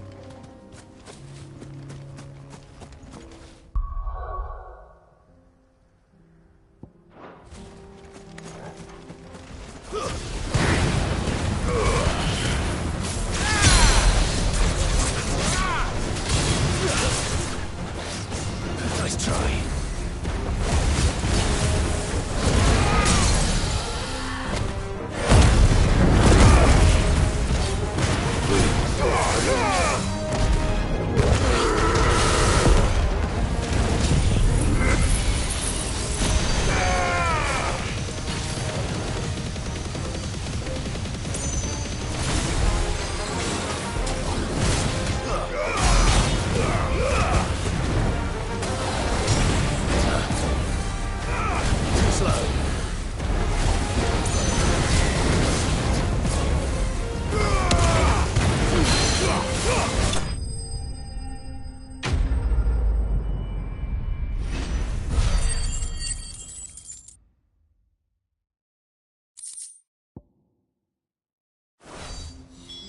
I dare say that will be enough for a decent set of bellows.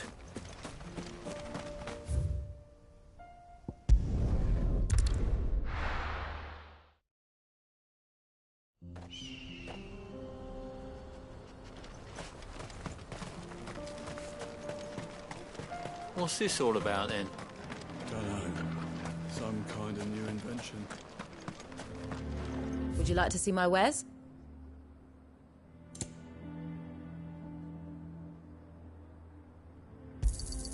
Thank you. Go safely now. Good news, Clive. When I told people we'd be building them a new furnace, they were practically falling over themselves to help. Talk about changing their tune, eh? Any trouble finding the skin? Nothing I couldn't handle.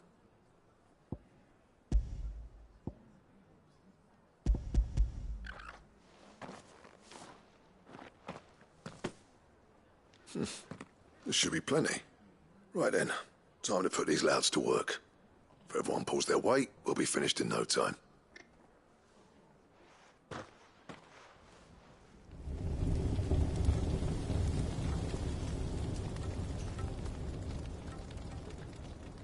Well, I'll be damned. I honestly didn't think it'd work. But it's hot enough, all right. And without a single crystal in sight. You know what this means, don't you? I do, yeah. Dravost is saved.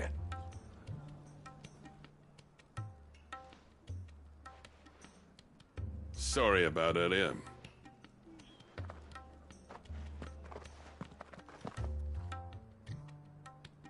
I take back everything I said. That thing you built us is an honest-to-God's marvel. You've saved our village. It's Blackthorn you should be thanking. He oversaw the construction. Give this to him, would you? What is it? Pit Coal's cinders. After he left, I spent years trying to eke the most out of our forges. That there was my answer. Chuck it in the fire, and your forge will burn hotter for longer, which will do wonders for your steel. Our secret for yours. Only fair. I've always envied Blackthorn. Since the day I became chief, I spent every spare moment trying to match up to the bastard.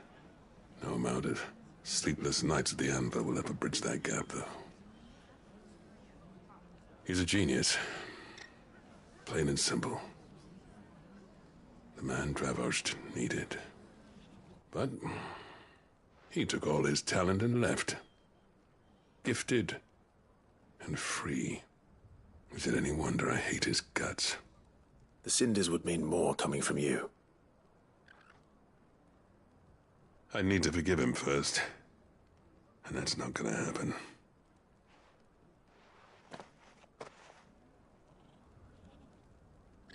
Well, you know what they say. Oriflamme weren't built in a day and all that. These things take time. Especially when they involve two geezers who hold grudges tighter than their hammers. But what matters is, Blackthorn's got that twinkle back in his eye. And I'd call that a job well done. So would I. I reckon he's going to be at it a while yet, though, so why don't you head off without us? I'll see that the old git gets home safe and sound. See that you both do. I'll save the cinders till then. All right. It'll be a nice little surprise for him.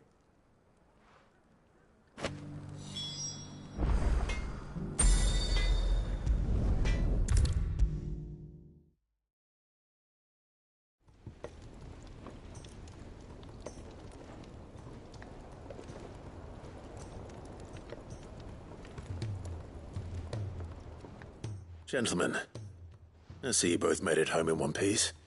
Yeah, well, we didn't want to outstay our welcome.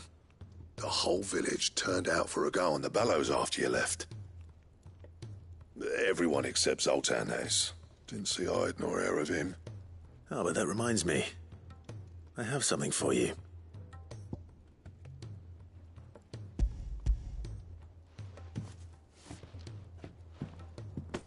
Pick old Cinder. How'd you come by this?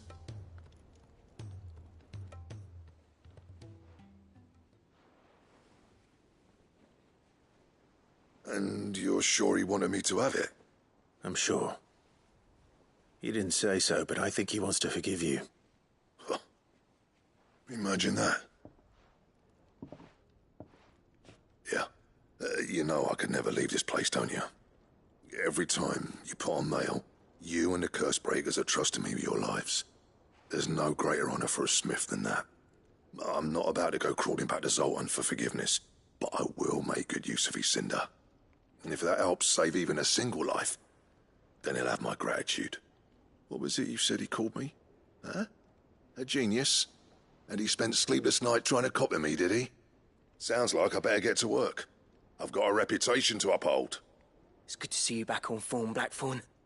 I don't know how you pair put up with me sometimes, but I'm grateful all the same. Now, where was I? Oh yeah, about to put Zoltan back in his place.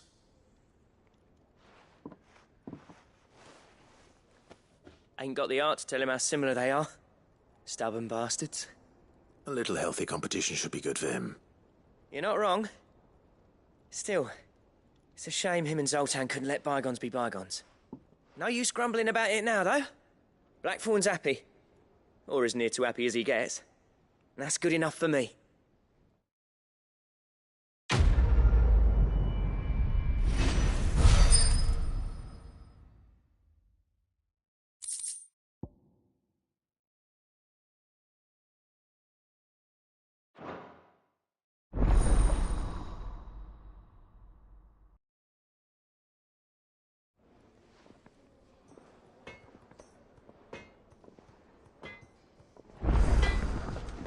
So what do I owe the honor? Not saying Fornian, do you?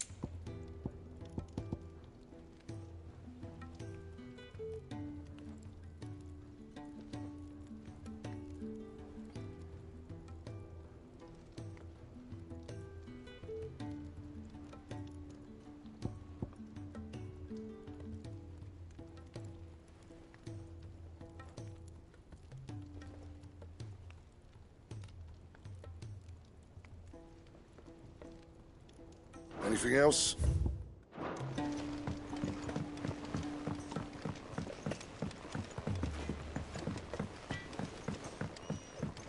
He's a surly soaker.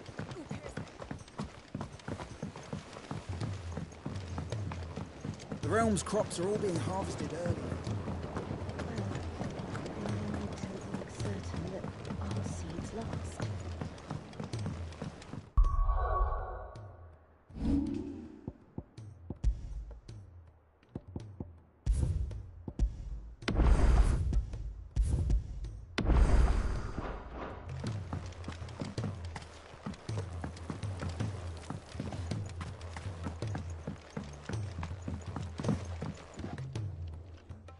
Sid, do you recall the flowers I had you bring back to the yard?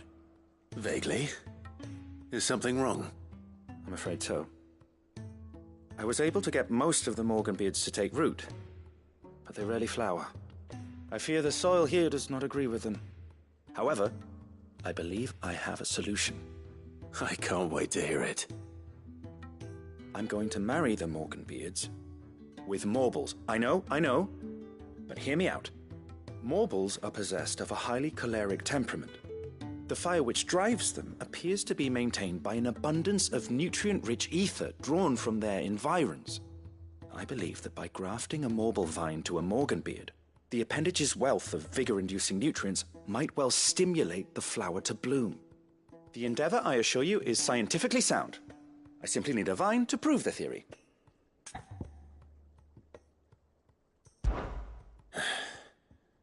And all you need is a single vine from an ordinary Morble. That is correct. A single vine. As for the Morble, I fear ordinary may not suffice.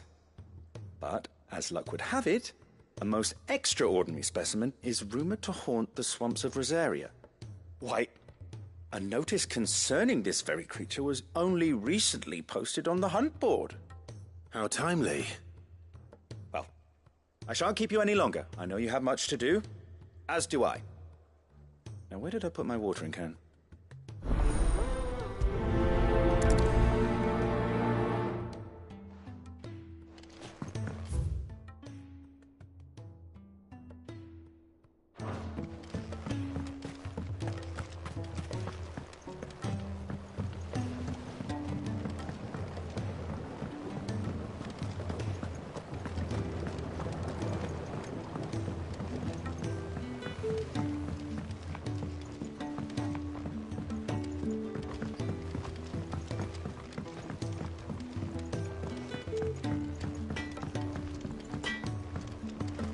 If it's knowledge you seek, we've tomes aplenty to guide you in your search.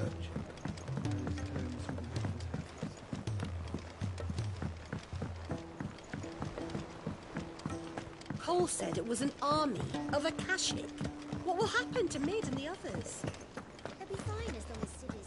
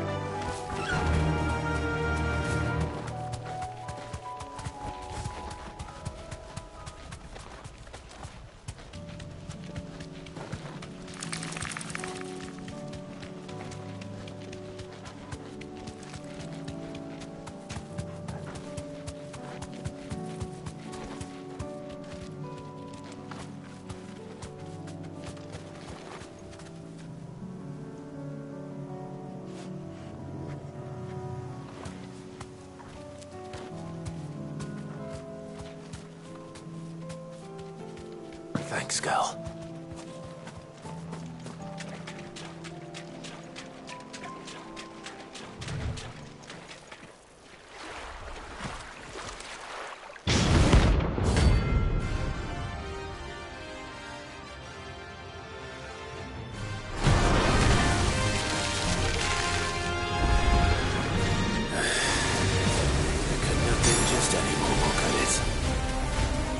Right then.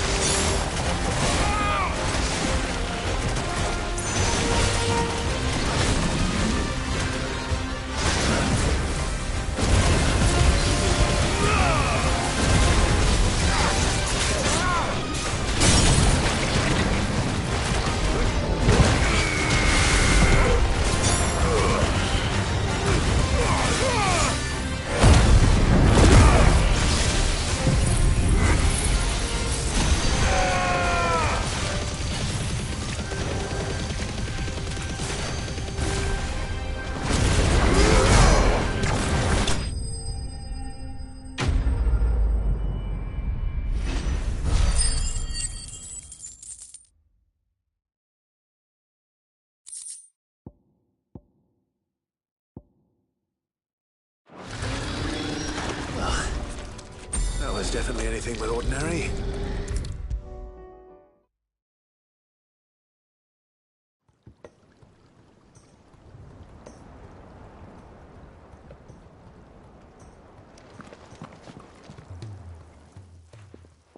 Sid, I can't help but notice that your satchel is twitching in a most violent manner.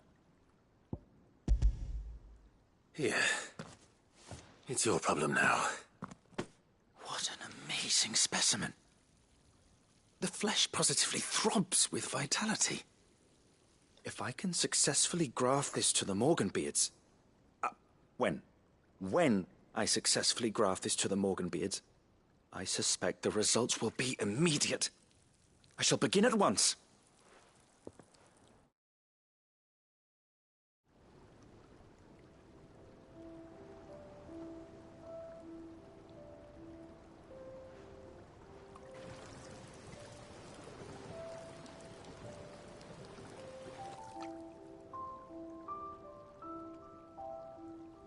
is just as I hoped. Witness how the Morganbeards have taken to the blighted soil. How they bloom with heretofore unseen vigor. Why, I dare say such a vine graft would yield similar results when applied to other specimens as well. I'm glad I could be of assistance. You've not only helped us, Sid, you've saved us. Do you recall the extract with which I provided you before? I took a moment to distill some more, but this time with the petals from the invigorated Morganbeards. And would you believe? Its potency has nearly doubled. You must accept this vial as thanks for your assistance. The rest, I shall give to Taya.